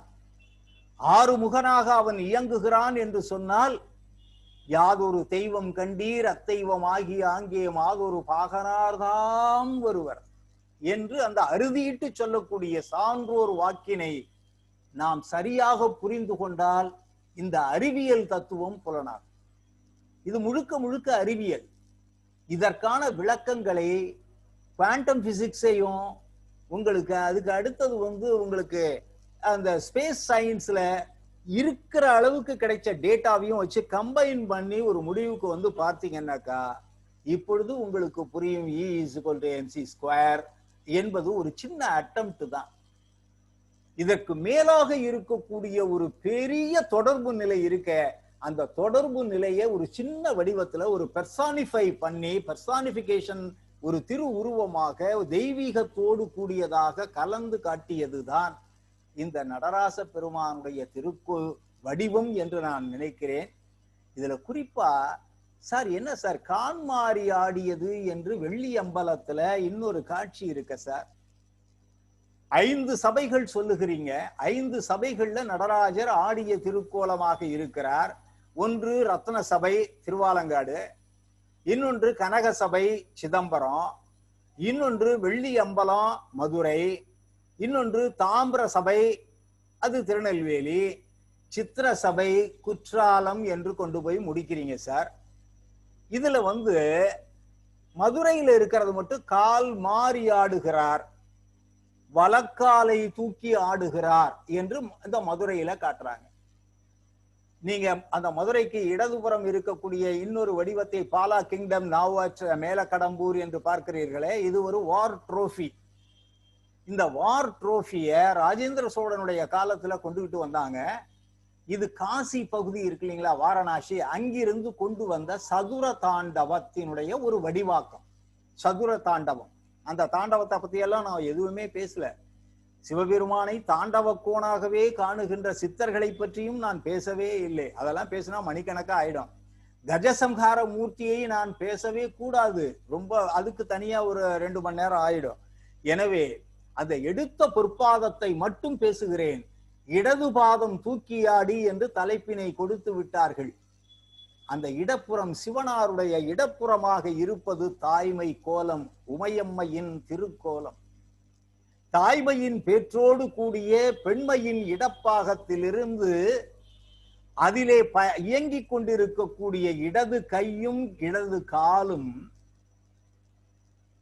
கடைப்பட்டு நிற்கக்கூடிய, பரிதவித்துக் கொண்டிருக்கக்கூடிய ஆன்மாக்களுக்கு கடைத்தேற்றத்திற்காக கருணையே வடிவாக அருளி செய்யக்கூடிய சக்தி நிபாதத்தின் பேரருட்சக்தியினுடைய எளிவந்த ஒரு நிலையிலே அருளி செய்கின்ற ஒரு முத்தாய்ப்பு நிலையினை தான் இந்த இடது பாதம் தூக்கி ஆடுகின்ற சிவனார் நமக்கு அறிவுறுத்தி நிற்கிறார். இந்த குஞ்சித பாதத்தை காண பெற்றால் மனித பிறவியும் வேண்டுவதே இந்த மாநிலத்தே என்று பிறவி வேண்டாம் என்று சொன்ன திருநாவுக்கரசு நாயனார் இந்த குஞ்சித பாதத்தை மட்டும் அனுபவிக்கிறார். உணர்கிறார் அல்ல, அனுபவிக்கிறார், அதை சுவைக்கிறார். சுவைத்த நிலையிலே சொல்கிறார், குனித்த புருவமும், பாதாதி கேசாந்தம் வர்றார், குனித்த புருவமும் கொவ்வை செவ்வாயும் குமிழ் சிரிப்பும் பனித்த சடையும் பவளம்போல் மேனியிற் பால் வெந்நீரும் இனித்தமுடைய எடுத்த பொற்பாதமும் காணப்பெற்றால், இது மட்டுமே நாம் பார்க்கிறதாக எனக்கு வாழ்க்கைக்கு ஒரு பெரிய அருளி செயல் இருந்தால், இதை மட்டுமே நாம் பார்த்தா போறோம், எனக்கு பிறவி இன்னும் எத்தனை பிறவி வேணாலும் கொடுங்க கடவுளேன்னு கேட்கிறார். பிறவி வேண்டாம் என்று வெறுத்து ஒதுக்கிய ஒரு முதுபெரும் அறிஞன், அந்த முதுபெரும் அறிஞன் 80 அகவைக்கு மேலாக இருந்த அந்த அறிஞன் திருத்தொண்டு செய்யக்கூடிய தொண்டு நெறியை மட்டுமே வாழ்வியலாக கொண்டிருந்த திருநாவுக்கரசு என்கின்ற அப்பர் பெருமான் கேட்கிறார், எத்தனை பிறவிகள் வேண்டுமானாலும் எனக்கு வரலாம், எப்பொழுது இந்த குஞ்சித பாதத்தை மட்டுமே நான் பார்த்து கொண்டிருப்பதாக இருந்தால், இறைவா எனக்கு எத்தனை பிறவிகள் வேண்டுமானாலும் கொடு இறைவா. அதை நீங்க அனுபவிச்சாதான் தெரியும். தில்லையம்பலத்திலே சென்று காணுகின்ற பொழுது கூட்டத்தின் நெருக்கடியிலே ஜருகண்டியிலே நீங்கள் அலைந்தால் அதனை அனுபவிக்க முடியாது. அதற்கு சில நம்முடைய உயிரும் இந்த உடலும் ஒத்துழைத்தால் அந்த ஆனந்த பெருவழியிலே நாம் கரைந்து போக முடியும். அது முழுக்க முழுக்க அனுபூதியின் நிலை. அது உங்கள் அகம் முழுவதுமாக நிறைந்து போகும். அண்டத்தில் இருக்கக்கூடியதை நடராசர் திருவடிவாக அகத்தினுள்ளே கொள்ளுகின்ற பொழுது அகம் பிரம்மாஸ்மி என்கின்ற ஒரு ஆனந்த களிப்பு நிலை வரும். அதுதான் தாயுமானவர் பாடுகின்ற ஆனந்த களிப்பு. அங்கிங்கனாதபடி எங்கும் பிரகாசமாய் ஆனந்த பூர்த்தியாகி அருளோடு நிறைந்தது எது என்று கேட்கிறாரு. அதுதான் அது ஆனந்தமயமாக இருப்பது, முழுக்க முழுக்க ஆனந்தம். அதில் ஆனந்தத்தை தவிர வேறு எதுவுமே இல்லை. மகிழ்ச்சி என்று சொன்னால் கூட அதற்கு அளவீடு உண்டு. ஆனால் இது பரமானந்தமாக இருக்கிறது. முழுக்க முழுக்க ஆனந்தம் தான். ஆனந்தத்தை தவிர வேறு ஒன்றுமே இல்லை. எனவே ஒரு உயிர் ஆனந்தம் அடைந்து பரமானந்தத்துள் திளைக்க வேண்டும் என்று சொன்னால் அதற்கு எடுத்த இடது பொற்பாதத்தை கண்டுகொண்டு இருந்தால் மட்டுமே போதும். இதனை நீங்கள் காண காண காண அந்த இடது காலிலே இருக்கக்கூடிய பொற்சலங்கை ஒலிக்கும். அந்த நாதத்தை நீங்கள் உணர்வீர்கள். அந்த கால்கள் உங்கள் உச்சியின் மீது சகசிராரத்தின் மீது பட்டு உங்களை தெளிவிக்கும். அது உணர்வு நிலை, அது அனுபூதி நிலையினுடைய தொடக்க நிலை. அந்த அனுபூதியில் திளைக்க திளைக்க திளைக்க நீங்கள் அந்த நடராச கோஷத்துள், அந்த அண்ட வெளியினுள், அந்த பராகாசத்துள் நீங்கள் கரைந்து மெலிந்து போவீர்கள், ஆனந்தமயமாகி போவீர்கள். குட்டாகாசம் பராகாசத்தில் சேர்ந்தது. இந்த உடலை இயக்கி கொண்டிருக்கக்கூடிய ஏதோ ஒன்று பிரிந்த நிலையிலே அது எங்கிருந்து பிரிந்து வந்ததோ அதில் போய் கலந்து போகிறது. இதுதான் தத்துவம். எங்கிருந்தோ ஏதோ ஒன்று வந்தது. ஒரு ஜடப்பொருள் அம்மாவினுடைய வயிற்றிலே கருப்பையிலே உருவாக்கம் பெற்ற பொழுது அதன் உள்ளே புகுந்து அதனை உயிர்த்து எழ இயக்க அது முந்திற்று. அது பிறந்த உடனேயே கைய கால புள்ள உதைச்சுக்கிட்டா வீல்னு கத்துது. அத கத்துவது எது? இந்த உடலா? தெய்வநாயகம் என்பது இந்த உடலுக்கு உரிய பெயரா? இதில் இருக்கக்கூடிய ஏதோ ஒன்று அது இயக்குகிறது. அது உயிர். அந்த உயிரை தன்னுள் ஒடுக்கி ஆனந்தத்துள் திளைக்க செய்யக்கூடிய ஒரு மூர்த்த வடிவத்தை, ஒரு மெஷினரி, ஒரு இன்ஸ்ட்ருமெண்ட், அதுவாக திகழக்கூடிய ஒரு பெருந்தகை நம்முடைய நடராச பெருமான். இந்த நடராச பெருமானுடைய எடுத்த திருப்பொற் பாதத்தை நீங்கள் காண்பதற்கு முன்னாக மனத்தகத்தே தியான ஸ்லோகம் என்று சொல்வார்களே, அது போல மனசுல நீங்க வாங்கிக்க வேண்டியது, சான்ஸ்கிரிட்டை பத்தி கவலைப்படாதீங்க. உங்க மனசுல என்ன இருக்க வேண்டியது? அந்த தலை முடி, அந்த விரிந்த சடை, அந்த விரிந்த சடைக்கு பிறகு அந்த நெற்றியில் இருக்கக்கூடிய முக்கண், 3 கண்கள், அந்த பிறை நிலா ஒப்பனை எல்லாம் அப்புறம் வச்சுங்க. அதுக்கு அடுத்தது 4 தோள்கள். 4 தோள்கள். சார் இந்த 4 தோள் எப்படி சார் வந்துச்சு அப்படின்னா, இயக்க நிலையிலே இருக்கக்கூடிய டிஃபரண்ட் பாய்ச்சர்ஸ். ஒரு உடல் சுழன்று ஆடுகின்ற பொழுது பல்வேறு கோணங்களில் பாய்ச்சர்ஸ்ல இந்த கரங்கள் நீண்டும் மடங்கியும் நெளிந்தும் குழைந்தும் அமையக்கூடிய பாய்ச்சர்ஸ் காட்டுறான். வேற ஒண்ணுமே இல்லை. உடனே 4 கரம் இருக்கா, 10 கரம் இருக்கா?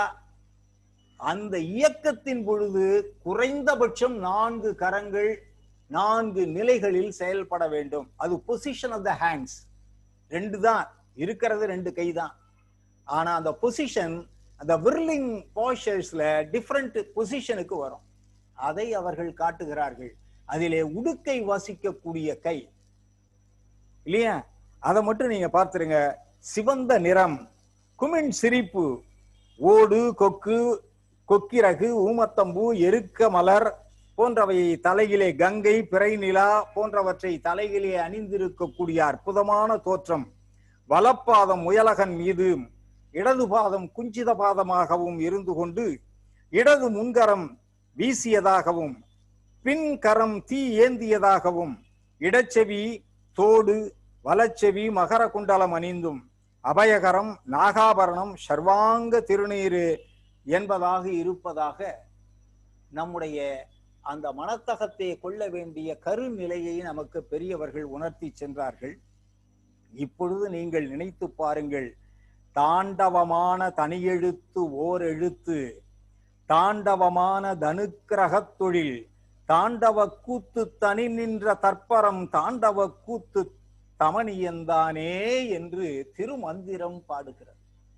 டேய், அதுதான்டா ஆனந்த பெருவெளி.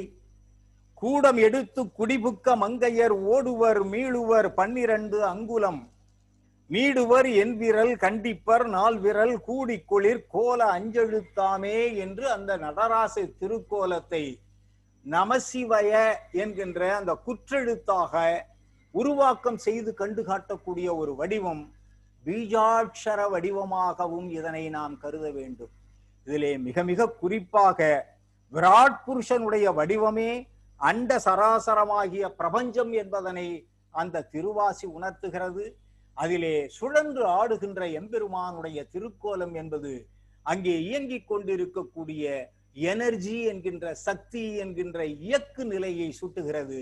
அந்த இயக்கு நிலைதான் அந்த நாதம் என்கின்ற அந்த மணி ஓசை, அந்த நாத தத்துவத்தின் வாயிலாக உயிர்கள் யாவற்றையும் படைத்து இயக்குகிறது. அந்த உயிர்கள் சற்று வழிதவறிய நெறியிலே மெலிந்து நலிந்து நிற்கின்ற பொழுது அதனை காக்கும் நிலையிலே தன்னுடைய இடது பாதத்தை எடுத்து குஞ்சித பாதமாக குழைந்து நெளிந்து அது அந்த கடையர்களுக்கும் சென்று அடையக்கூடிய நிலையிலே கருணையை வாரி வழங்கக்கூடிய கருணாகர கடவுளாக தாயுமான சுவாமிகள் சொல்லுவது போல கருணாகர கடல், அது சாகரம், கருணை வெள்ளமாக கருணை கடலாக விளங்கக்கூடிய நடராச பெருமான் விளங்கி கொண்டிருக்கிறார். அந்த நடராச பெருமானுடைய அந்த ஆனந்த திருமுகத்தை கண்டு பிறகு நீங்கள் கொள்ள வேண்டிய நெறி குஞ்சித பாதத்தை தொழுது வணங்கி வேண்டி அதிலே அந்த அனுபூதியிலே நிற்கின்ற பொழுதுதான் அந்த ஆனந்தம் பரமானந்தம் என்ற நிலையை நீங்கள் அடைகிறீர்கள். அதனுடைய சுரூபமாக விளங்கக்கூடிய திருவுரு நிர்குண நிராமய நிரஞ்சன நிராலம்ப நிர்விஷய கைவல்யமா நிஷ்கல அசங்க சஞ்சலரகித நிர்வஜன நிர்துவந்த நித்த முக்த தற்பர விஷுவாதீத வியோம பரிபூரண சதானந்த ஞான பகவ சம்பு சிவ சங்கர சர்வேஷ என்று நான் சர்வகாலமும் நினைவனோ அற்புத கோஷர நிவிர்த்தி பெறும் அன்பருக்கு ஆனந்த பூர்த்தியாகி அத்துவித நிச்சய சுரூப சாட்சா்கார அனுபூதி அனுசூதமும் கற்பனையறக்கான முக்கனுடன் வடநீழல் கண்ணூடு இருந்த குருவே கருதறிய சிற்சபையுள் ஆனந்த நிர்தமிடு கருணாகர கடவுளே என்று தாயுமான சுவாமிகள் வேண்டி விரும்பியவாறு நானும் அவருடைய திருவருளை வேண்டி எல்லாவற்றிற்கும் மேலாக இங்கே ஒரு சேர குழுமி இந்த இறை பற்றிய எடுத்த பாத கருணையினுடைய வடிவமாக திகழக்கூடிய இடதுபாதம் தூக்கியாடும் எம்பெருமானை பற்றிய சிந்தனையில் கலந்து கொண்டிருக்கக்கூடிய பெருமக்கள் அத்துணை பேருக்கும் அந்த கருணாகர கடவுளினுடைய ஆனந்த மற்றும் நிறைந்த வாழ்க்கையை அருளி செய்யுமாறு வேண்டி இந்த உரையை இப்பொழுது இந்த அளவிற்கு நிறைவு செய்து கொள்ளுகிறேன். இதை பற்றி நான் பல மணி நேரங்கள் பேசியாக வேண்டும். ஆனால் அதற்கெல்லாம் அமையம் வாய்க்காது. எனவே கிடைத்தவற்றை பாருங்கள். பிறகு நாம் நேரில் காணுகின்ற பொழுது விளக்கமாக உரையாடுவோம் என்ற நிலையிலே வாய்ப்பளித்த பெருமக்கள் அத்துணை பேருக்கும் நன்றி சொல்லி பொறுமையாக கேட்டிருந்த உங்கள் அத்துணை பேரையும் வணங்கி மீண்டும் நன்றி சொல்லி அமைகின்றேன். நன்றி, வணக்கம். ஐயப்பாடுகள் இருந்தால் ஓரிரு மணித்துளிகள் நாம் உரையாடலாம். With the kind permission of the organizers. மிகச்சரியாக 7ன்னு நினைக்கிறேன். சார் வணக்கம் சார். வணக்கம். Is it 7? பிருந்தா சார், நீங்க அந்த மதுரையில அந்த கால் மாறி ஆடினதை பத்தி பேச ஆரம்பிச்சீங்க, அது அப்புறம் சொல்லல சார். கொஞ்சம் அதை எக்ஸ்பிளைன் பண்ண முடியுமா ப்ளீஸ்? ஒண்ணும் இல்ல. அது இடகலை பிங்கலை சுழுமுனை. இந்த வாசி யோகம் இருக்கு இல்லைங்களா? வாசி யோகம்னு கேள்விப்பட்டிருக்கீங்களா? கேள்விப்பட்டிருக்கேன் சார். அந்த வாசி யோகத்துல இடது கலை பிங்கலை சுழுமுனை வருகிறது இல்லையா? அப்ப வந்து வலக்காலை தூக்கி ஆடுகின்ற பொழுது அந்த வலது நாடி ஓடும். இடக்காலை தூக்கி ஆடுகின்ற பொழுது இடது நாடி ஓடும். ஓகே. அந்த நாடி கணக்கிற்காக அங்கே மாற்றிக்கொண்ட ஒரு நிலை. அது ஒரு ஜியோகிராபிக்கல் கண்டிஷனுக்கு தகுந்தது மாதிரி அந்த பிராக்டிஸ் பண்ணிக்கங்கிறதுக்கு ஒரு சிம்பாலிக் ரெப்ரசன்டேஷன். சார், அந்த மாதிரி ஐக்கனோகிராஃபி வந்து பாண்டிய நாட்டுல மட்டும்தானே சார் இருக்கு? சோழ நாட்டுல தான் இருக்கு. அங்க வலது காலை தூக்கி ஆடக்கூடியது பாண்டிய நாட்டுல தோற்றம் கொண்டது. பாண்டியன் வரகுண பாண்டியனுக்காக இறைவன் கான்மாரி ஆடினார். ஓகே சார், ரொம்ப நன்றி சார். நன்றி சார். ஒரு நிமிஷம் சார், ஒரு 2 வார்த்தைகள். பாரு பிஃபோர் சார், ஒரு சின்ன டவுட் சார், கேட்கலாமா? கேளுங்கம்மா. இந்த வலது கால தூக்காம இடது கால மட்டும் தூக்கி ஆடுறதுக்கு காரணம் அது வந்து இடது பக்கத்தை வந்து பார்வதிக்கு இது பண்ணதுனாலயா? அது தாய்மையின் பேர் அருளாக, தாய்மையின் அருளாக புலப்பாடு பெறுவது. அது சக்தியின் உருவாக அருளி செய்வது. ஒரு சட்டகம் மட்டும் செய்யாத. அதனாலதான் 7 அப்படின்னு சொல்றது. சிவசக்தி வடிவத்தில் அவன் அதனுடைய இயக்கு காரணனாக இருக்கின்ற பொழுது அருளி செய்யக்கூடிய தாய்மை பேறு, அந்த தாய்மை அன்பும் அருளும் கலந்த ஒரு நிலையிலேதான் இடது புற கையும் காலும் பயன் கொள்ளப்பட்டிருக்கிறது. அந்த இன்டர்பிரேஷன் இதுவரைக்கும் வந்து எந்த எக்ஸ்பர்ட்டும் பதிவு செய்யல. பியூட்டிஃபுல் எக்ஸ்பிளனேஷன் சார், நன்றி. நன்றி சார். ஒரு முறை அந்த ஊமத்தம் ஃப்ளவர் கொஞ்சம் காமிங்க சார். அந்த மூளை ஊமத்தம் பூ, ஊமத்தம் பூ இருக்கேன். அந்த ஊமத்தம் பூ, உண்மத்தம் பூ இருக்கு பாருங்க, அது பேர் உண்மத்தம் பூ. அந்த பூக்கு ஏதாவது சிக்னிபிகன்ஸ் இருக்கா சார்? அது சின்மத்தம் வந்து உண்மத்த நிலைக்கு உரித்தாக்குவது. அதனுடைய ஒரு எவ்வளவோ இதுல இந்த இந்த திருக்கூட்டத்துல சில மருத்துவர்களும் இருப்பீங்க. இந்த தைராய்டு ப்ராப்ளம் இருக்கு இல்லைங்களா, இப்ப எல்லாம் நம்ம பெண் பிள்ளைகளுக்கு அதிகம் வருது இல்லையா தைராய்டு. இந்த தைராய்டு ப்ராப்ளத்துக்கு அது ஒரு பெரிய ஒரு மருந்து, மூலிகை. இந்த தைராய்டு ப்ராப்ளம் அது என்னன்னாக்கா உண்மத்த நிலையை கொடுக்கும். அது மக்களால் புறக்கணிக்கப்பட்டது, ஆனால் மிக மிக பயனுள்ள ஒரு மூலிகை செடி என்பதனை அதிலே அறிவுறுத்துகிறார். அது புல்லிலை எருக்கமாயினும் கொள்வர் என்று புறநானூற்றிலே பதிவு இருக்கிறார். சங்க லிட்ரேச்சர்ல இதுக்கு புல்லிலை எருக்கம் ஆயினும் சூடுவர் என்று கொள்ளுகிறார். நடராஜ பெருமானை பற்றி சொல்லல அப்படின்னு பல ஆசிரியர்கள் பல அறிஞர் பெருமக்கள் சொல்லுவார்கள். சங்க இலக்கியத்துல நடராசரை பற்றி செவ்வியல் இலக்கியங்கள் பதிவு செய்யவில்லை, நீ சரியா படிக்கலை என்று நம்ம சொல்லலாம்.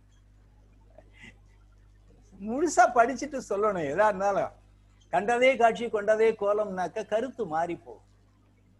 புல்லிலை எருக்கம் ஆயினும் சூடுவர் கொள்வேம் என்று சொல்வாரா அவர். பரவாயில்ல, எருக்கம் புதனப்பா வச்சு வழிபாடு செய்ய.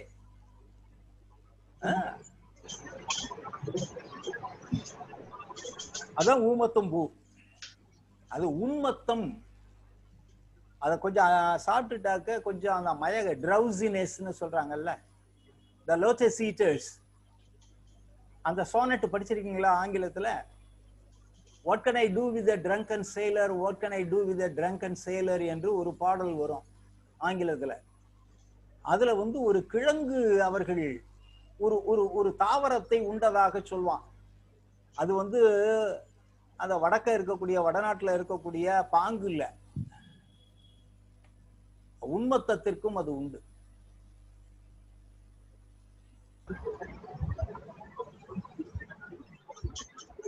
வேற தெய்வநாயகம் சார், சொல்லுங்கம்மா. ஒரு வார்த்தை. எஸ், இந்த நான் சிதம்பரத்துல 30 வருஷமா இருக்கேன். சரி மேடம். இப்ப இந்த COVID-19னால சிதம்பரத்துக்கே போய் அந்த நடராஜரை பார்க்க முடியலன்னு ரொம்ப வருத்தமா இருந்தது. வணக்கம் மேடம், வாங்க வாங்க சொல்லுங்க. நீங்க இப்ப வந்து சிதம்பரத்துக்கு கூட்டு போயிட்டீங்க. ஒரு பெரிய சக்தி, ஒரு உலகத்திலே ஒரு உலகத்தை ஆட்டி படைச்சக்கூடிய ஒரு சக்தியால முடியாத விஷயத்த நீங்க இப்ப பண்ணிட்டீங்கன்னு தோணுது எனக்கு நடராஜரை பத்தி கேட்ட உடனே. அப்ப இப்ப வந்து உடனே பாத்துருங்க, நம்ம காட்சியில வந்து மேடம் காட்டியிருக்காங்க. ஒரு முக்கோணத்துக்குள்ளார அந்த எடுத்த பாதம் குஞ்சித பாதம் இருக்கு பாருங்க. கண்டிப்பா கண்டிப்பா கண்டிப்பா. அந்த முக்கோண எல்லைக்குள்ளாக நாம் நுழைவதற்குத்தான் முயற்சி செய்யறோம், வேற ஒண்ணும் இல்ல. ஆடத் தெரியாத கடவுளை நான் கடவுள் என்று ஏற்றுக்கொள்ள மாட்டேன்னு நீதிபதி மகராஜன் சொன்னாரு. உங்களோட பிரசன்டேஷனை கேட்ட பிறகு அந்த இடது பாதம் தூக்கி ஆடுதல்ங்கிறது வந்து தாய்மையை உணர்த்துகிறதுன்னு சொன்ன பிறகு கண்டிப்பா இனிமே ஆடத் தெரியாத கடவுளை நாங்கள் கடவுள் என்று நினைத்து பார்ப்போமான்னு தெரியல. அவ்வளவு அழகு presentation sir. We are blessed today. Thank you very much. மகிழ்ச்சி மேடம். ஆனா 36 மணி நேரம் பேச வேண்டிய சப்ஜெக்ட் 1 மணி நேரம் கொடுத்து என்ன பேச சொல்றாங்க. எவ்வளவு பெரிய கொடுமை அது. இல்ல அதுதான் பேச்சு திறமை, அது கொடுமை இல்ல, அது பேச்சு திறமை. அது இல்ல, எனக்கு எவ்வளவு நான் பயந்து போய் வந்தேன். நான் எந்த லெக்சருக்கும் பயந்தது இல்ல. இந்த லெக்சருக்கு நான் 1 வாரமா எனக்கு தடுமாற்றம். கடைசியில கருவூரார் சன்னதிக்கே போயிட்டேன். கருவூருக்கு போய் கருவூரார் திருவடிகளை சாஷ்டாங்க நமஸ்காரம் பண்ணிட்டு எனக்கு அந்த தெம்ப குடுப்பா, எனக்கு பயமா இருக்குன்னு சொல்லிட்டு அவருடைய அருளோடு தான் இன்னைக்கு பேசினேன். இப்பயும் என் மனசுல கருவூராருடைய திருவடிகள் தான் இருக்கு. 36 மணி நேரம் ஒரு தடவை கேட்டுடலாம் சார். பேசுவோம் மேடம், அத பத்தி பேசுவோம். அப்ப வந்து என்னன்னாக்கா பாதாதி கேசாந்தம் வந்து வலது பாதத்தினுடைய பெருவிரல்ல நான் முடிப்பேன். கண்டிப்பா கேட்கலாம் சார். அது வந்து அறிவியலோடு தொடர்புடையதாக பற்றி பேசணும். இப்ப நீங்க பார்க்கிற இந்த காட்சி வந்து இது வந்து சத்யாஜோதம் என்கின்ற ஒரு நெறிமுறை. அந்தி நடம், இதான் அந்தி நடம். அந்தியில நடக்கக்கூடிய ஒரு நடம். சிவபெருமான் அதுக்கும் சரி சத்யோஜாதர் என்று இதற்கு ஒரு பெயர். பஞ்சகிருத்திய மூர்த்தியில இது ஒரு மூர்த்தி. சார் நீங்க 9 கலசம் இருக்கு, 9 சக்தின்னு சொன்னீங்க. அது எந்த அந்த 9 சக்தி என்ன சக்தின்னு கொஞ்சம் சொல்ல முடியுமா? கொஞ்சம் உடனடியா நம்ம சொல்ல முடியாது, அது வந்து 1 மணி நேரம் ஆயிடும். Okay, thank you. தண்ணி ஊற்றும் பொழுது கால்ல விழுன்னு சொன்னீங்க, அது புரியல. ஆமா, தண்ணி ஊற்றும் போது அந்த கையில இருந்து அபிஷேகம் தண்ணி ஊற்றும் போது எங்கேயோ விழுன்னு சொன்னீங்க. அது கரெக்டா வந்து அந்த பாதத்தினுடைய கணு இருக்கு பாருங்க, பாதத்துல கணு அந்த உள்ளங்காலுக்கு மேல அதுல சொட்டணும். இதுவே பிக்ஷாடன மூர்த்தியா இருந்துச்சுன்னு வச்சுங்களேன், அதுல வந்து என்னன்னாக்க அந்த வலக்கரத்தினுடைய ஆட்காட்டி விரலில் இருந்து தண்ணீர் விட்டால் அது வந்து அந்த நால்வாய் இருக்கிறது, அந்த மானினுடைய நாக்குல போய் படும். வார்ப்பு அவ்வளவு சுத்தமா பிரிசைஸ்டா செய்திருக்கிறாங்க, அற்புதமா செய்திருக்கிறாங்க. அந்த வார்ப்பு நீங்க தஞ்சாவூர் ஆர்ட் கேலரி வந்து பாருங்க, ஒரு சொட்டு தண்ணீரையும் லைட்டா ஊத்தி பாருங்க. அந்த விரல் நுனியில அந்த நகை கண்ணுல இருந்து அந்த நகத்தினுடைய முடிவில் இருந்து கரெக்டா அந்த சொட்டு தண்ணீர் அந்த மானினுடைய நாக்குல போய் விழும். அவ்வளவு துல்லியமா செய்திருக்கிறாங்க. அந்த பிரிசிஷன் இந்த காலத்து வார்ப்புகள்ல இல்லை. இது நடராஜரா அதெல்லாம் நான் பேசினேன் அப்படின்னாக்கா கணுக்கால் பேசி ஆகணும், முட்டி பேசணும், தொடை பேசணும், கரங்கள் பேசணும். நான் அந்த அபயஹஸ்தத்தை பத்தியோ அந்த அருளி செய்கின்ற அதிர வீசும் கையை, அதிர வீசும் கை, இது ரொம்ப மனசுல நீங்க வைங்க. அதிர வீசும் கையை பற்றி இளங்கோவடிகள் அரங்கேற்று காதையிலே பேசுகிறார். இதுக்கு 108 கரணங்களை படித்து வரணும். தமிழர் ஆடர் கலை என்ற நூல்ல அதை நான் குறிச்சிருக்கிறேன். அந்த அதிர வீசும் கை இருக்கிறதே, அது வந்து ஒரு பாய்ச்சர்ல தான் வந்து பிக்சர்ஸ்க்கா கொண்டு வந்திருக்கிறான். It's a frozen second. ஆனா அந்த ஒரு செகண்டுக்குள்ளாரையே அந்த விர்லிங் நேச்சர்ல ஒரு கண்ட்ரோல் பண்ணி ஃப்ரோசன் பண்ணியிருக்கான். இத வந்து அதை கருதி பார்ப்பதற்கு எவ்வளவு அந்த அந்த நுட்பமான பார்வை வேண்டும், அகப்பார்வை. அந்த அகப்பார்வை தான் ஊனக்கண்களால் காண முடியாது. இது ஊனக்கண்ணுக்கு அப்பாற்பட்ட கண். இது ஞான கண்ணால் காண வேண்டியது. அவன் அருளாலே அவன் தாழ் வணங்க வேண்டும். அதுக்கும் அவனுடைய கிஃப்ட் இல்லைன்னாக்கா, அவனுடைய கிரேஸ் இல்லைன்னாக்கா அந்த பார்வை வராது.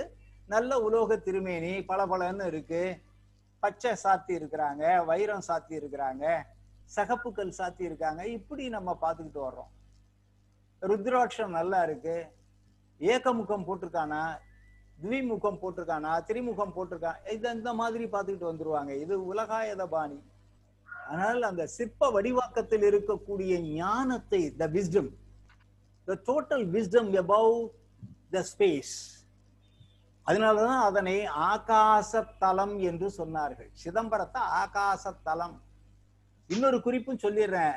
மெட்டீரியலாஜி டிபார்ட்மெண்ட், வானியல் பற்றி குறிப்புகளை தரக்கூடிய நம்முடைய ஆய்வகங்கள், அந்த இடத்துல குறிப்பாக நாசா போன்றவர்கள் அந்த பகுதியை கடந்து வருகின்ற பொழுது சேட்டலைட் உள்பட சில தடுமாற்றம், வௌப்ளிங் இருக்கு, சில பிளக்சுவேஷன்ஸ் இருக்கு அப்படின்னு சொல்றான்.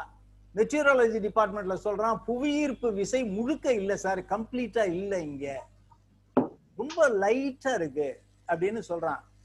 அதனுடைய நிலைமையெல்லாம் நம்ம எப்படி இன்டர்பிரேஷன் சொல்ல போறோங்கிறது தெரியல. இதுவே ஐரோப்பாவாக இருந்துச்சுன்னா அதற்கு என்னென்னமோ சொல்லி எப்படி எப்படியோ கூட்டம் கூட்டி இருப்பாங்க, பரப்பி இருப்பாங்க.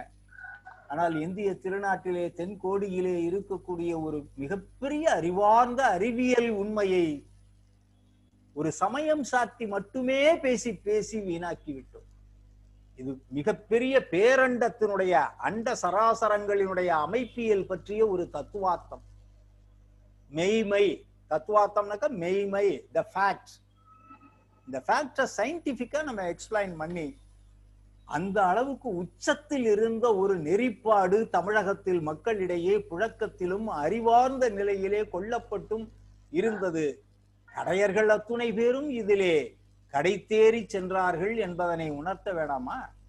அதுக்குதான் இது போன்ற சில உரைகளை நம்முடைய ஆனந்தன், பாரு, நம்முடைய எஸ்பி போன்றவர்கள், நம்முடைய ரமேஷ் போன்றவர்கள் உருவாக்கம் செய்து முயன்று கொண்டிருக்கிறோம்.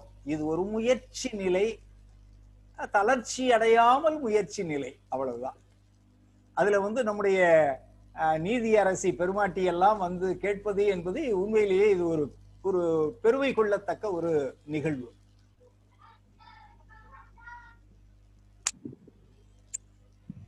ரொம்ப அருமையா சொன்னீங்க சார். நேரம் கருதி ஒரு கேள்வி கேட்கலாம் இல்லையா? கேளுங்க ஐயா. ஐயா கேளுங்க. சென்னையில இருந்து ராதாகிருஷ்ணன் பேசுறேங்க ஐயா. ஐயா பேசுங்க. இந்த பேயார் காரைக்கால் அம்மையார் பத்தி சொன்னீங்க. அவங்க திருவாலங்காட்டுல சிவபெருமானின் நடனத்தை கண்டு மகிழ்ந்ததாக ஒரு குறிப்பு படிச்சேன். அதை பத்தி எனக்கு ஒரு செய்தி சொல்லுங்க. அடுத்தது அவங்க மவுண்ட் கைலாஷுக்கு போய் அங்க சிவபெருமானை தலைகீழாக நடந்து வழிபட்டதாக ஒரு வரலாறு படிச்சேன். அதை பத்தி நீங்க சொன்னீங்கன்னா நல்லா இருக்குங்க. இப்ப அறுவகை இந்து சமய நெறிகள் என்பதுல அறுவகை சமய நெறிகள் சொல்லுவாங்க. அதுல சைவ கிளையில மட்டுமே கிளை நெறிகள் இருக்கு. கிளை நெறிகள்ல பாசுபதம், காபாலிகம், காளாமுகம், பைரவம், சித்தாந்தம், வேத நெறி என்பதாக பல நெறிப்பாடுகள் இருக்கு. ஒவ்வொரு கோணத்துல நின்று சிவனை வழிபடுவது. அதுல பாசுபத நெறியில மட்டும் என்னன்னாக்கா காயாரோகணம், காய அவரோகணம், காய விரோகணம் என்று 3 நிலைகள்ல இந்த உடலை கொண்டு உயிரை படைப்பிடம் சென்று சேர்த்தல் என்கின்ற ஒரு முறை கையாளப்பட்டு வந்தது. அதான் காயாரோகணம். நாகப்பட்டினத்துல காயாரோகணம் இருக்கு. இப்ப அப்பரடிகள் அதற்காக முயற்சி செய்தார். கைலாசத்துக்கு போக பார்த்தார். இந்த உடலோடையே கைலாசத்துக்கு போகணும்னு பார்த்தவரை ஒரு ஸ்டேஜ்ல நிறுத்தி விட்டாரு. இந்த குளத்துல முழுகி நீ திருவையாத்துல பாத்துக்க காட்சிய அப்படின்ட்டார். ஆனால் என் பெருமாட்டி காரைக்கால் அம்மையார் புனிதவதி மட்டும் ஆனந்த நடனத்தை நான் சொல்லுகின்ற இடத்துல நீ ஆடி காட்டணும்னு சொன்ன இடம் தான் திருவாலங்காடு ரத்ன சபை. நன்றி. ரத்ன சபை. அதற்கு பிறகு அந்த அம்மா அந்த உடம்போட அந்த பேய் வடிவத்துல கண்டார் அஞ்சுகின்ற ஒரு பேய் வடிவத்துல கைலாசத்திற்கு தலையால் நடந்து செல்லுகிறார்கள்.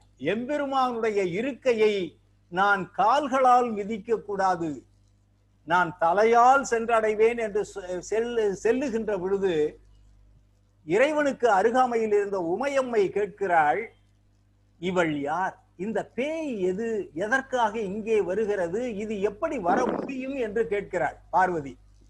அப்ப சிவன் சொன்னாரா, என் தாய் அவள், என் அம்மை வருகிறாள் அப்படின்னு சொல்லி அவள் வரட்டும்னு சொன்ன இவள் கைலாயத்திற்கு சென்றடைந்தார்.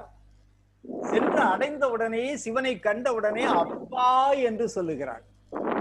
அப்பா என்று சொல்லுகின்ற பொழுது சிவன் சொன்ன சொல் அம்மா என்று அழைத்தார்.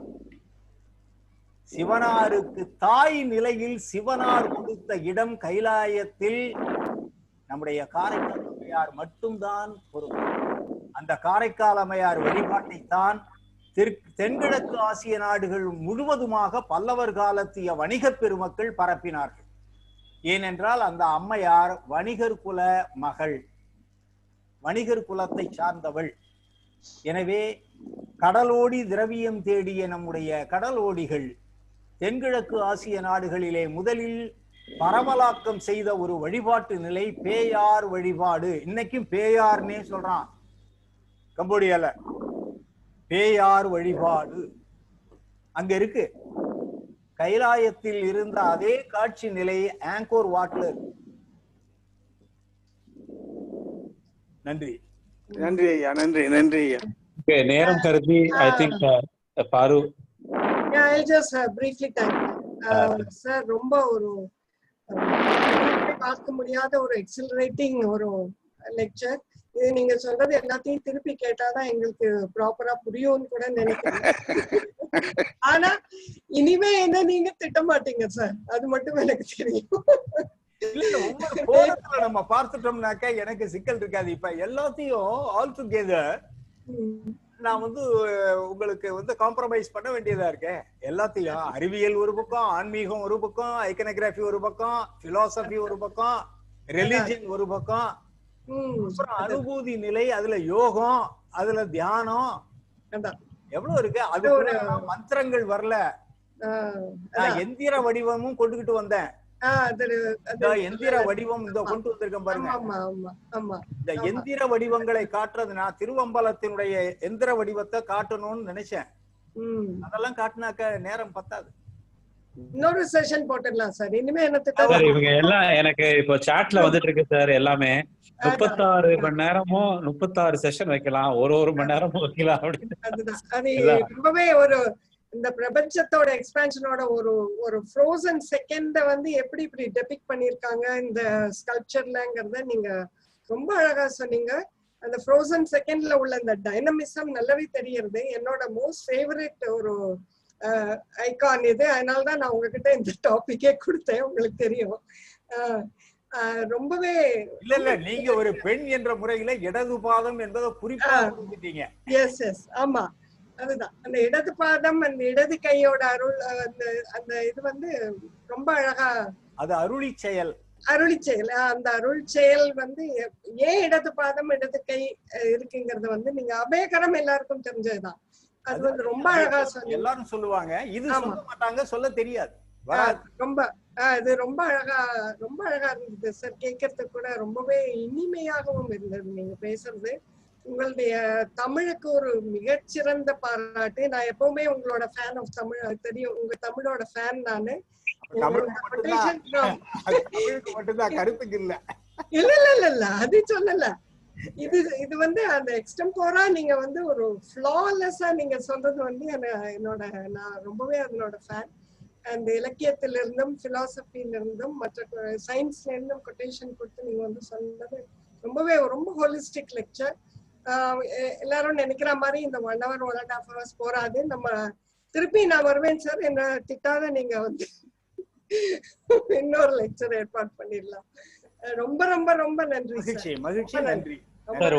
ஒரு செகண்ட் நானும் 2 வார்த்தைகள் சொல்லிடுறேன். இது இருக்கிறவங்க எல்லாத்துக்குமே இந்த ரெக்கார்டிங்கோட லிங்க் அனுப்பப்படும். ஏன்னா இது ஒரு மிகப்பெரிய ஒரு லேண்ட்மார்க் லெக்சர்னு சொல்லப்படலாம் அது. அதனால இந்த ப்ரோக்ராமுக்கு நீங்க வந்தவங்க எல்லாத்துக்கும் இந்த லிங்க் எல்லாத்துக்கும் அனுப்பி விடுறோம். 2வது, உலகத்திலே சிறந்த தானம் அறிவு தானம் அப்படின்றத இன்னைக்கு தெய்வநாயகம் சார் அவங்க அந்த ஒரு அறிவு தானத்தை நாங்கெல்லாம் இப்ப 4 வருஷமா ஒண்ணுக்குள்ளார ஒன்னா பழகிட்டு இருக்கோம். ஒரு டாபிக் அப்படின்னு எடுத்துட்டோம் அப்படின்னா அந்த சின்சியாரிட்டி, அந்த டிவோஷன், அந்த டெடிகேஷன், அது மாதிரி ஒரு கிடைக்காது. வரம் வாங்கிட்டு வந்து பேஷன். அதே மாதிரி பாரு இந்த டாபிக்கை எடுத்து எப்படி எல்லாத்துக்கும் கொண்டு போகலாம், எப்படி டைனமிக்கா எடுத்துட்டு போகலாம். இது வெறும் ஒரு மானுமெண்ட் லெக்சர் அந்த மாதிரி இல்லாம எப்படி கிரியேட்டிவா திங்க் பண்ணலாம் அப்படின்னே தான் திங்க் பண்ணிக்கிட்டு ஓடிக்கிட்டு இருக்காங்க. அதனால இந்த பிறவியில நான் பண்ண ஒரு பெரிய புண்ணியம் இவங்களோட எல்லாம் நான் சேர்ந்து இருக்கிறேன்னு நினைக்கிறேன். இருந்தாலும் சில பேர் சொல்றாங்க என் கண்ணுல இருந்து தண்ணியே வந்துருச்சுன்னு. அவங்க பிருந்தா மேடம் டெக்ஸ்ட் பண்ணியிருக்காங்க. ஸோ அந்த மாதிரி இதெல்லாமே நம்ம சார் சொன்ன மாதிரி இன்னைக்கு நம்மளோட அந்த மதத்தோட சேர்ந்து இந்த இவ்வளவு பெரிய ரூட்ஸ் இருக்குன்றத உணர வைக்கணும், எல்லாத்துக்கும் புரிய வைக்கணும், நம்மளோட பாரம்பரியத்தை தெரிய வைக்கணும். நம்ம எங்க இருந்து வந்திருக்கோம், நம்ம ஒரு வாட்டியும் நெஞ்ச நிமித்திட்டு நான் எங்க இருந்து வந்திருக்கேன் தெரியுமான்ற ஒரு ஊக்கமே ஒரு மிகப்பெரிய ஒரு ஊக்கம். அதை உணர்ந்துதான் ஹெரிட்டேஜ் இன்ஸ்பயர்ட் தஞ்சாவூர் தமிழ் சங்கமும் சேர்ந்து இயங்கிட்டு வருது. அதுதான் உயிர், அதுதான் மூச்சு. அததான் நாங்க செஞ்சுக்கிட்டு வரோம் ஒரு வாட்டியும். ஸோ எல்லாருக்கும் இது மட்டும் இல்லாம நம்மளோட எல்லா டாபிக்குமே அது மாதிரி எல்லா டாபிக்குமே ஸ்பெசிபிக்கலி பாரு நான் அந்த ஒரே இது நோக்கத்தோட தான் நம்ம அடுத்த வாரம் ரமேஷ் வந்து கலக்க போறாரு அண்ட் கல்யாணி சாளுக்கியாஸ் பத்தி அவரு தூங்காம உட்காந்துட்டு ரிசர்ச் பண்ணிக்கிட்டு இருக்காரு. அதுக்கு அடுத்த வாரம் நம்ம ராமானுஜம் சார் களத்துல இறக்குறாரு. சார் வந்து பொன்னியின் செல்வன் இப்போ ரெடியா உடுக்கையில வச்சுட்டு ரெடியா இருக்காங்க. ரொம்ப கலகலப்பான செக்ஷன் அது, ரொம்ப கலகலப்பான செஷன், மிஸ் பண்ணிடாதீங்க யாரும். சார் வந்து ஜூம்ல ஜாயின் பண்றாங்க. அதனால எல்லாம் ஒரு குடும்பமா ஒன்னா சேர்ந்து நம்ம இதெல்லாம் அனுபவிப்போம். இந்த மாதிரி ஞாயிற்றுக்கிழமையில உங்க எல்லாத்துக்கும் இந்த ஒரு அறிவு தானத்தை பெற்றுக்கிட்டது நீங்க வந்து பண்ண ஒரு பெரிய புண்ணியம். அதனால இதோட நாங்க நிறைவு செய்யறோம். வாழ்க. தேங்க்யூ. மிக்க நன்றி. வணக்கம். Thank you sir. Thank you so much. Thank you sir.